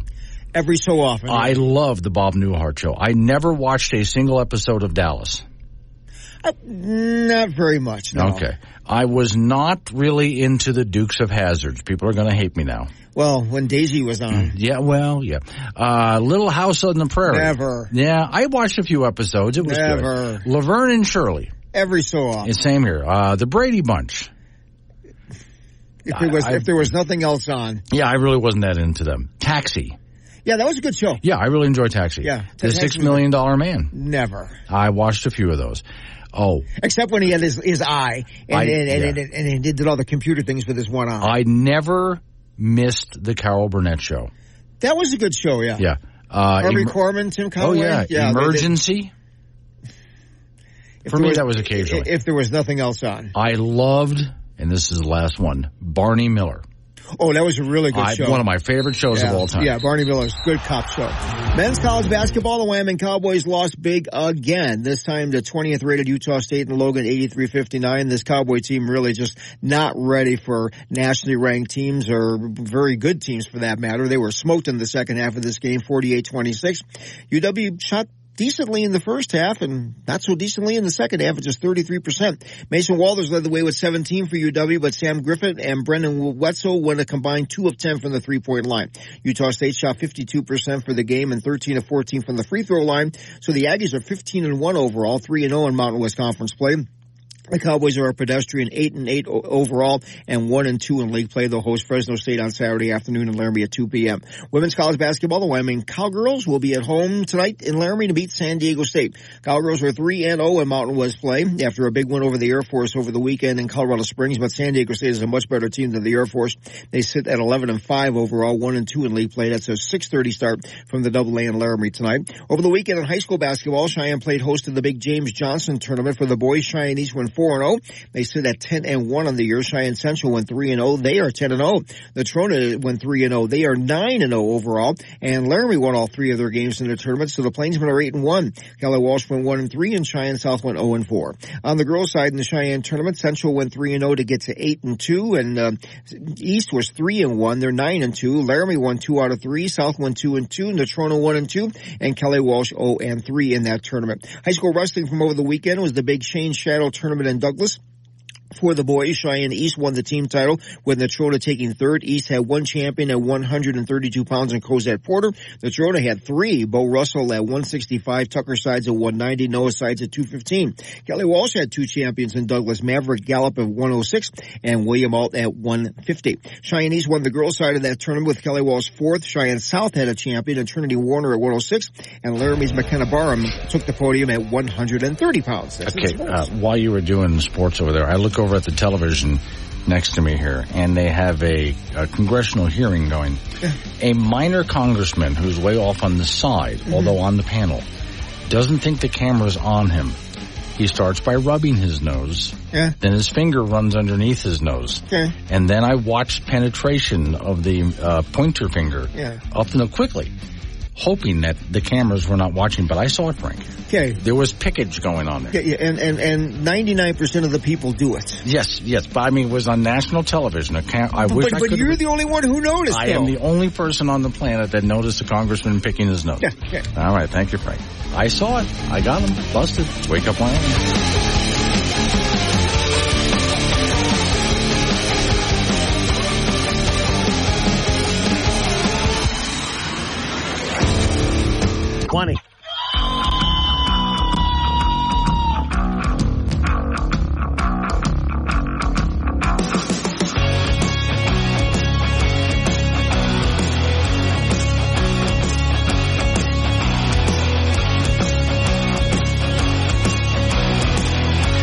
Six the time. It's Wake Up Wyoming. My name is Glenn Woods. Thanks for joining me. It's a Wednesday, and over the hump we go. All right, phone number to get involved. It's still open phones. 888-97-WOODS. That's 888-97-WOODS. Now, first off, before we go anywhere, our sponsor of the day.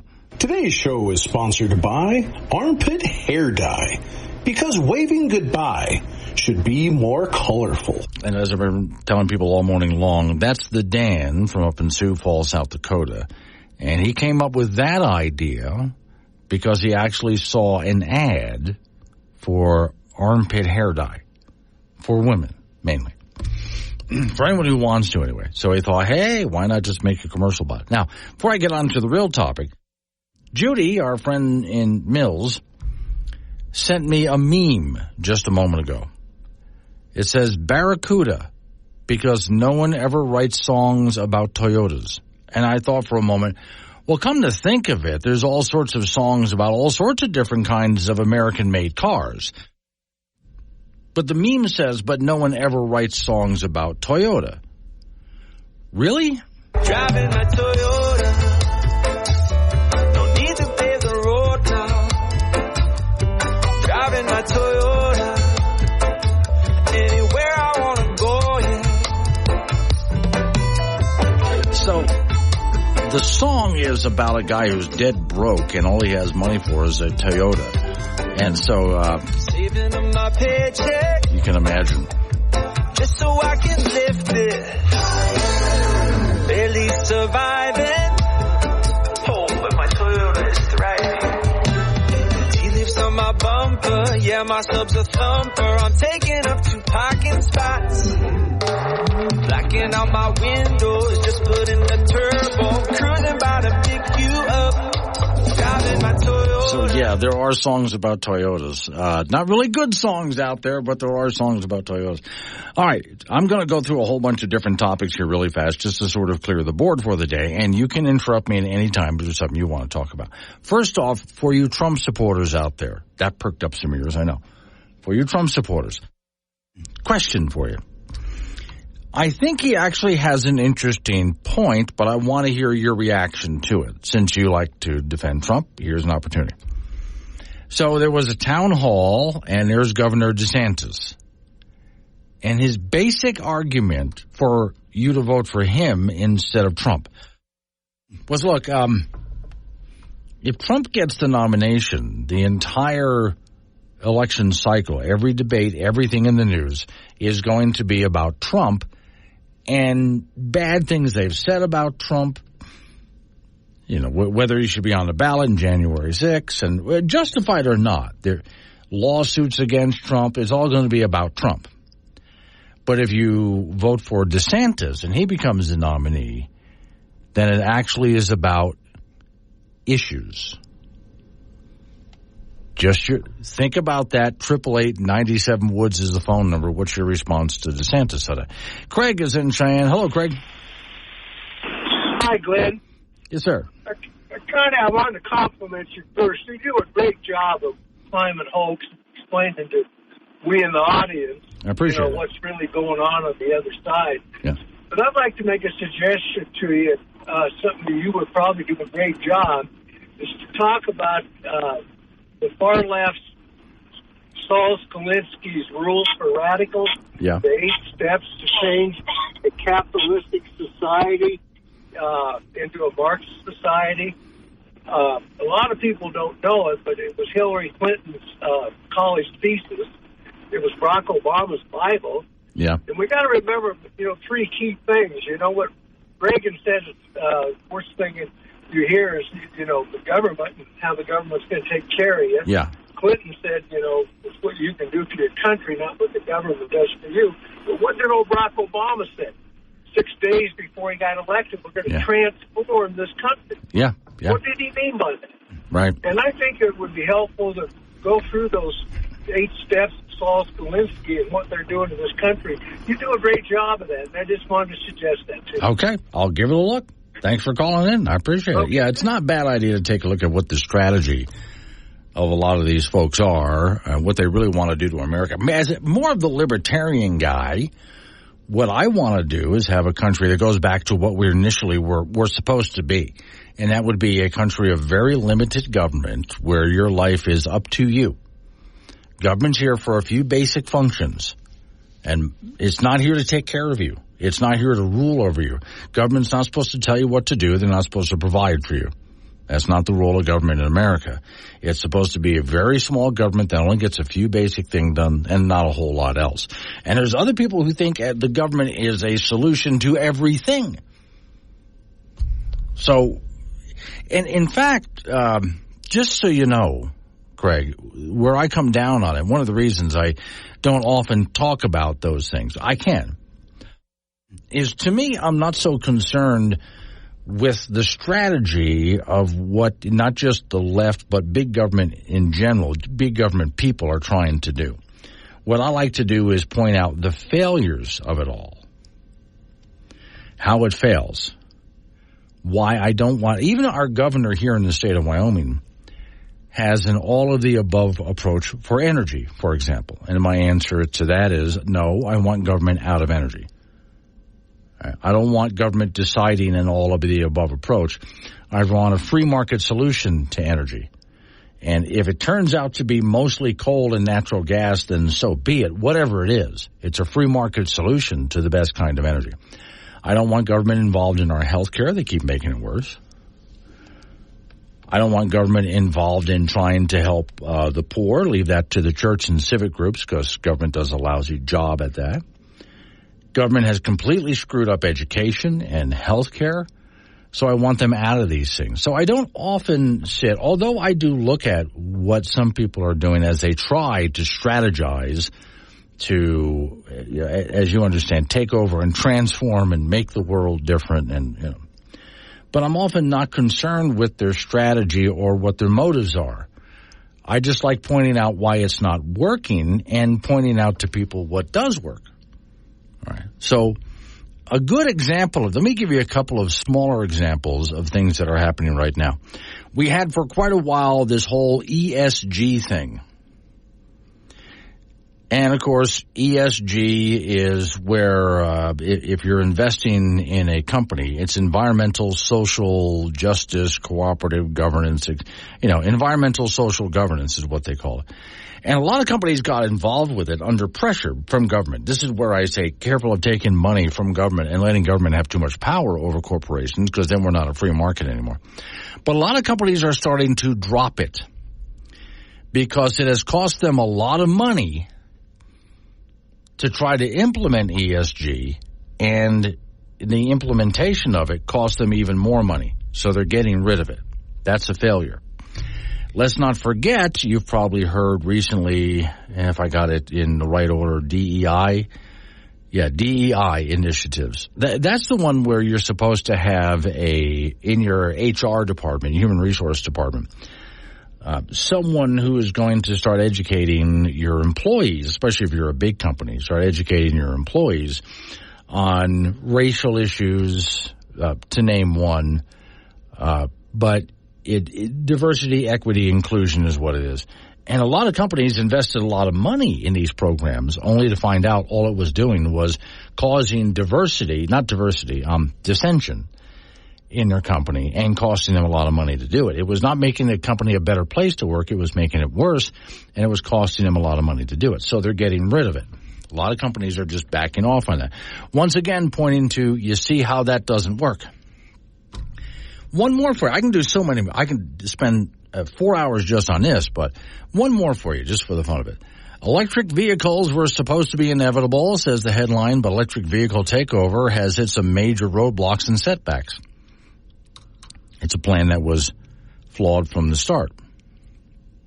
From Business Insider magazine. Yeah, they're the ones who are saying, look, if you take a look at it, they keep subsidizing this more, and sales keep going down. Doesn't matter the tax breaks or the subsidies, the dissatisfied customers. We are not in a burgeoning electric vehicle market. And those in government are trying to convince you why electric vehicle sales are the highest they've ever been. It's falling apart, not just the sales, but including the manufacturing. Okay, so, and this is from a magazine called Investors Business Daily. I'm sorry, Business Insider section of the Investors Business Daily. One of many things I can point out that every time government tries to get involved in something, they just make it worse. So I can, and I certainly will. I have no problem, Craig, going back and taking a look at all of the diabolical plans and motives that you were talking about. But to me, I often don't concern myself with it. I just like to point out how these things are failing, why they are failing, and what works. And the solution that works is getting back to a free market economy and limited government. Let's wake up Wyoming. Like a strong cup of coffee in the morning. Tasteless, but it'll get you through the day. Wake up Wyoming with Glenn Woods.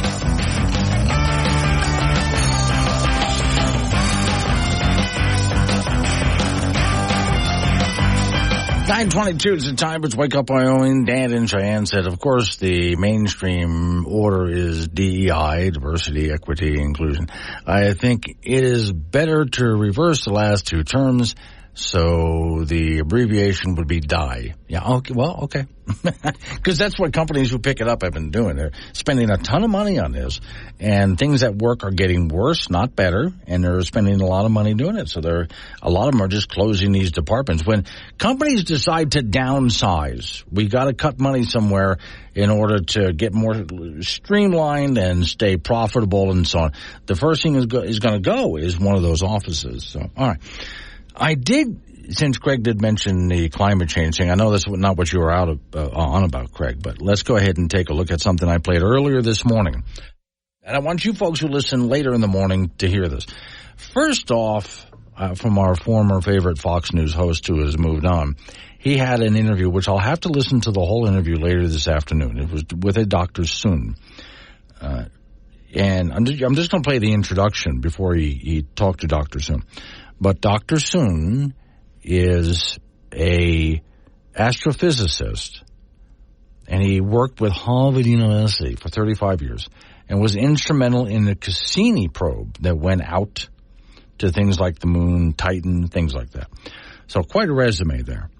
Here's just the intro for the interview I'll listen to later on today. In the United States, we often refer to our main sources of energy as fossil fuels. Oil, natural gas, coal, they're fossil fuels because they come from fossils, ancient organic material, forests, jungles, plankton, dinosaurs. Held under the ground for millennia, they transform into oil, gas, and coal. Everybody thinks that's true. On the other hand, there's evidence that maybe it's not the whole story. If that's where fossil fuels come from, if that's how hydrocarbons are made, then how come they're found so deep under the oceans and at the top of the earth? How come one of Saturn's moons, according to scientists, has more oil and natural gas than Earth? Were there dinosaurs and planktons and forests at one point on one of Saturn's moons? Probably not. So if all hydrocarbons aren't from fossils, where are they from?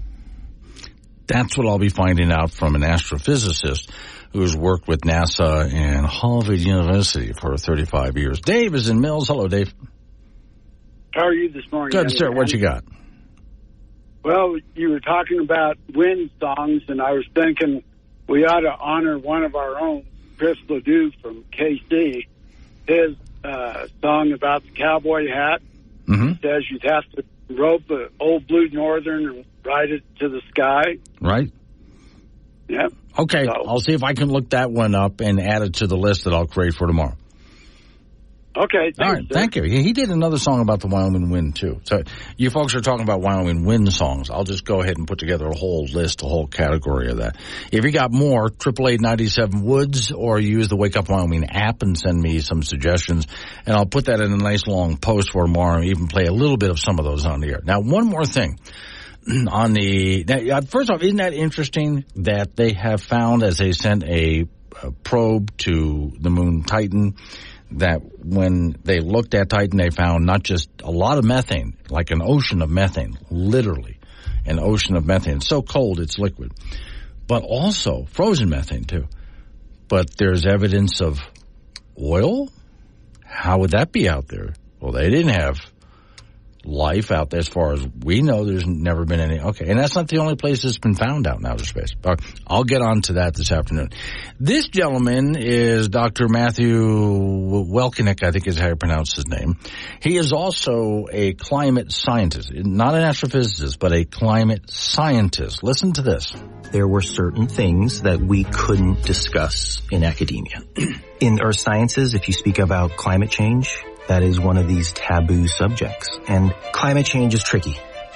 There's a disconnect between what the science says and what the narrative in the mainstream media is. And what certain, what I would call activist scientists have been kind of pushing. The narrative in the media is doing so much damage to mental health. Climate anxiety is probably the number one anxiety issue for the college students that I talk to. And the science does not support that fear. I think that fear is irrational. Climate is a very convenient way for governments and institutions to get involved in nearly every aspect of a citizen's life. The disconnect that our small policy changes today will have some dramatic impact on future temperatures or weather in general is untrue. But if you speak out against it, you're essentially a pariah in this community. Yeah, that interview is a whole lot longer and is with Prager University. So I've got some homework tonight. I'm going to listen to those 2 interviews and get back with you on it. But here again, we're always told, trust the science, listen to the science. Well, there's a guy who's worked with Harvard University as an astrophysicist and with NASA as well. And then the other guy is a actual climate scientist, a climatologist who's worked with major universities as well. I am listening to what the scientists say, and no 97% or even 99% don't agree. There's sharp disagreement within the scientific community, which is what I quote when I'm on the air talking about these things. All right, we're getting into a news break here. So this is going to be local news in your local area, and then right after that, update on that weather forecast, which is worth listening to. More wind today in certain parts of Wyoming. We do know this much is true. The weekend is going to be kind of miserable. Now, how miserable is still something the meteorologists are trying to figure out, but they're working on that. This will be an update on that forecast right after your local news. Then you and I get back into it again. 888-97 Woods. It's Wake Up Wyoming.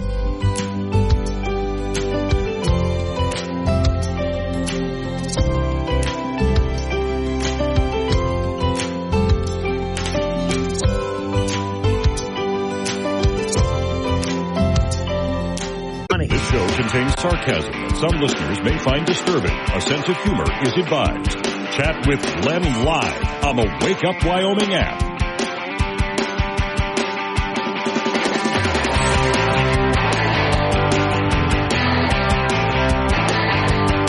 .36 the time. It's Wake Up Wyoming. Okay, I had the story all queued up, ready to go here. I'm going to put that aside for a couple of reasons here. Shorty is in Casper. He said the song I Can Still Make Cheyenne by George Strait makes reference to the wind in Cheyenne. I'll pull that up. That's a good one. Sister dear, my sister in Lake Wales, Florida, I still can't get over the news that there are people who dye their armpits. Well, let me look that up for you. Okay, so what happened was, let's say, armpit, okay, there we go. What happened was every single day and this is just something new. Every year I like to just do something a little bit different with the show. Yeah, just something to freshen up the show a little bit. One of the things I decided to do was, hey, let's have some fake sponsors. All right. So the Dan lives in Sioux Falls, South Dakota. And he has a wild imagination. And I sent him some ideas and said, how about just do a quick today's show is sponsored by. So here's what today's sound like. Today's show is sponsored by Armpit Hair Dye.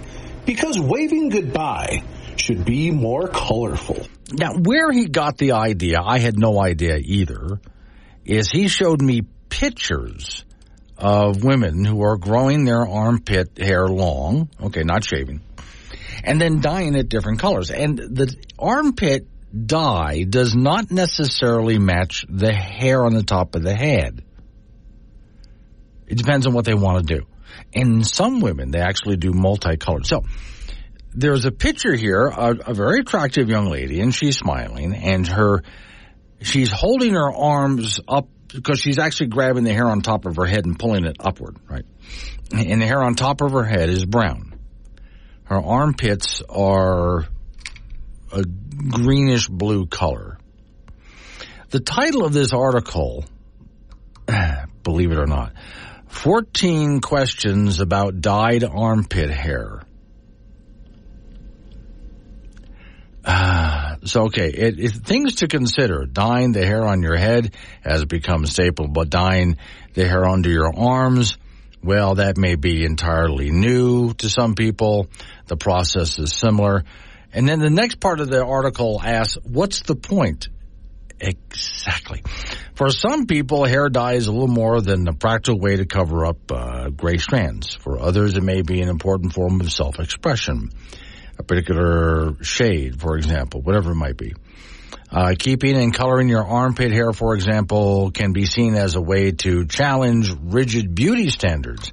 So they're trying to make some kind of statement with this. Maybe I'm wrong, but my the statement I get is, boy, you look stupid. But okay, all right. Is it the same process as dyeing the hair in your head? The process is similar, they say. How is it done? And then it talks about the products. The preparation, I bet you're just really curious about the preparation for dyeing your armpits. Make sure you cover all nearby surfaces with newspaper. Well, who has newspaper anymore? This has got to be an old article. You should also clean your pits with soap and water to remove any lingering deodorant or whatever else is stinky down there. If you can change into a old sleeveless shirt, that will allow you easy access while protecting any place else from being stained. And then it talks about, and then how to find a hairstylist for your armpit hair too. Okay, you see? So, sister dear, yeah, this was, I think, and then this was a few years ago that the Dan told me about dyeing armpit hair. And I haven't seen anyone who has done it personally. There's pictures in the article here, but I've never personally seen anyone who's done it. Let's see. So, Pete in Cheyenne, looking at songs about Wyoming wind, you could listen to Yellowstone Winds by Bill Staines. Oh, I will go ahead and do that. Yeah, okay, let's see. There's something from Mason in Casper here. Signs to say, okay, no, we were in a different conversation. I'll skip that one. These are people who are sending me notes on the Wake Up Wyoming app. White Eagle is in Arapahoe. Chancey Williams had a song about Wyoming wind, and he's from Wyoming. Now, I don't know if I probably am not going to have a chance to go through all of this, but if you would like to hear a really good song about Wyoming wind, go to the Wake Up Wyoming website. I know Miss Mary will alert, if she hasn't already, she'll alert this story out.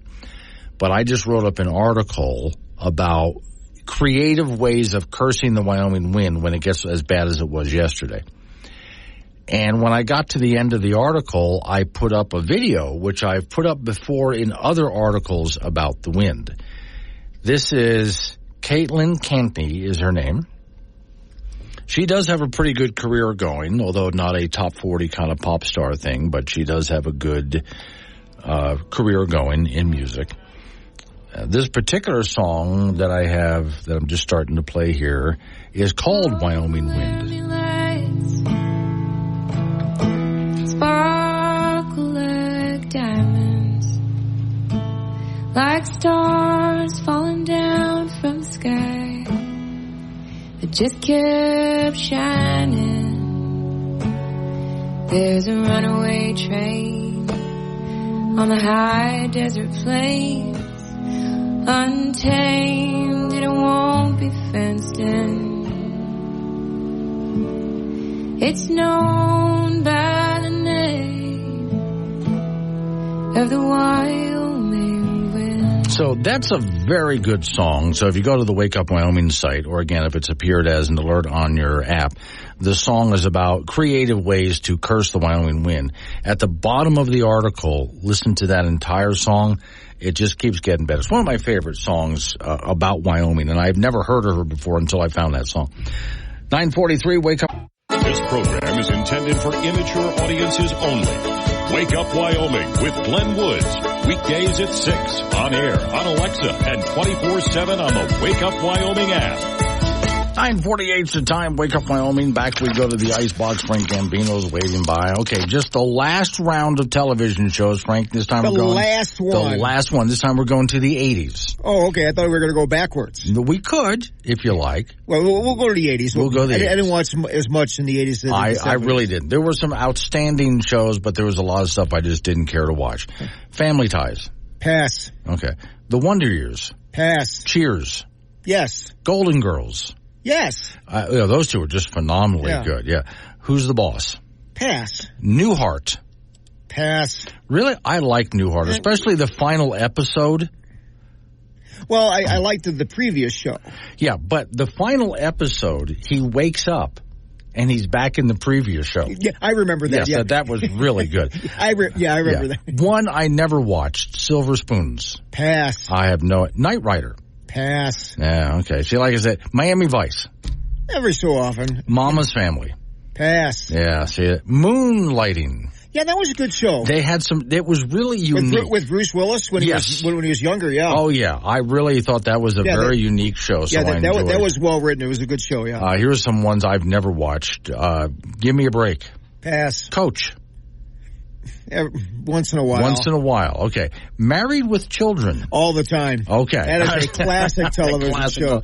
Every single time that program was on, you had to watch Married with Children. Roseanne. Pass. You did not like... Wow, that was a hard pass. Pass. I mean, you didn't just say pass on that. You gave that one like a hard pass. Never. Okay. And I would bet you never watched Full House. Pass. Yeah, Charles in Charge. Pass. Boy, you just really thought that the 80s sucked for television, didn't you? It was terrible, yeah. Yeah, okay. Well, that's where I thought the same way. The Fall Guy. If there was nothing else on. Okay. How about on PBS, The Joy of Painting? No. No, never. I do. On the educational end, I used to watch Nova. Oh, Nova was really good. Yeah. Okay. The Greatest American Hero. No. Never watched that one. No. Okay. So what were you doing during the 80s? You know what? I was outside playing games. Doing something there. Playing football in the alley. There you go. And at that age, you should have been dating, meeting women. In the 80s? You? Sure. Well, let's see. I was in college. Yes. We don't watch TV in college. No. You're supposed to be out doing stuff. Like I said, you're supposed to be playing ball and meeting girls. Or at the bar, one of the two. Women's college basketball, the Wyoming Cowgirls will be at home tonight in Laramie to take on San Diego State. The Cowgirls are 3-4-3 in Mountain West Conference play after a big win over the Air Force over the weekend. San Diego State is going to be a better challenge than the Air Force is, as the Aztecs are 11-5 overall, 1-2 in league play. That is a 6:30 start from the AA in Laramie this evening. Men's college basketball, the Wyoming Cowboys absorbed another big loss, this time the 20th rated Utah State in Logan, 83-59. At this juncture of the season, the Cowboys are just not competitive with the upper 4 or 5 teams in the Mountain West Conference, and they were blown out of the arena in the second half, 48-26. UW shot a decent 44% in the first half, but not so much in the second half, just 33%. Mason Walters led the way with 17, but Sam Griffin and Brendan Wetzel won a combined 2 of 10 from the three-point line.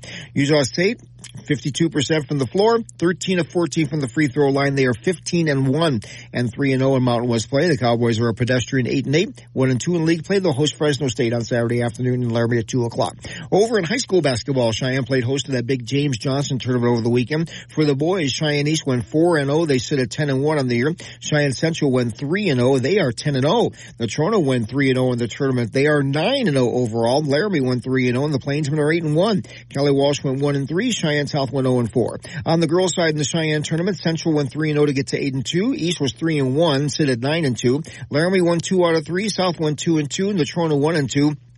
And Kelly Walsh lost all 3 of their games in Cheyenne. In high school wrestling from over the weekend was the big Shane Shadow tournament in Douglas. On the boys' side, Cheyenne East won the team title with Natrona taking third. East had 1 champion at 132 pounds in Kozad Porter. Natrona had 3 champions in this tournament. Bo Russell at 165, Tucker Sides at 190, and Noah Sides at 215.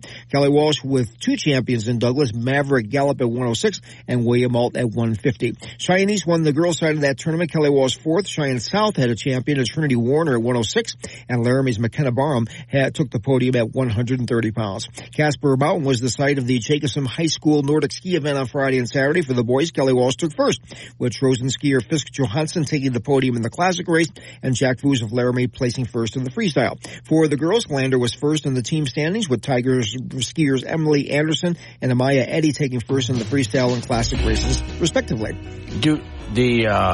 The Nordic boys have to go up skiing this weekend. No, you know who's up there? Is the Alpine guys. The Alpine, and girls. And oh my God, that's going to be... No. Have fun with that one. Yeah, I just about to. That's going to be miserable because you think it's cold down at the bottom of the mountain in town. That'll be on Friday, so it'll be about 0-ish, give or take. Worse than that. In the middle of the day? Yes. Oh boy. Yeah, we're going to be in the negatives. Yeah, that's just good. Okay, so I really feel bad for those guys. By the way, every time you say that some team was very pedestrian, there's a bunch of pedestrians walking down the street listening on their headphones that are really offended. Yeah, well, they're the ones who walk across the street slowly. It's slowly when it's icy. Thank you, Frank. Let's Wake Up Wyoming.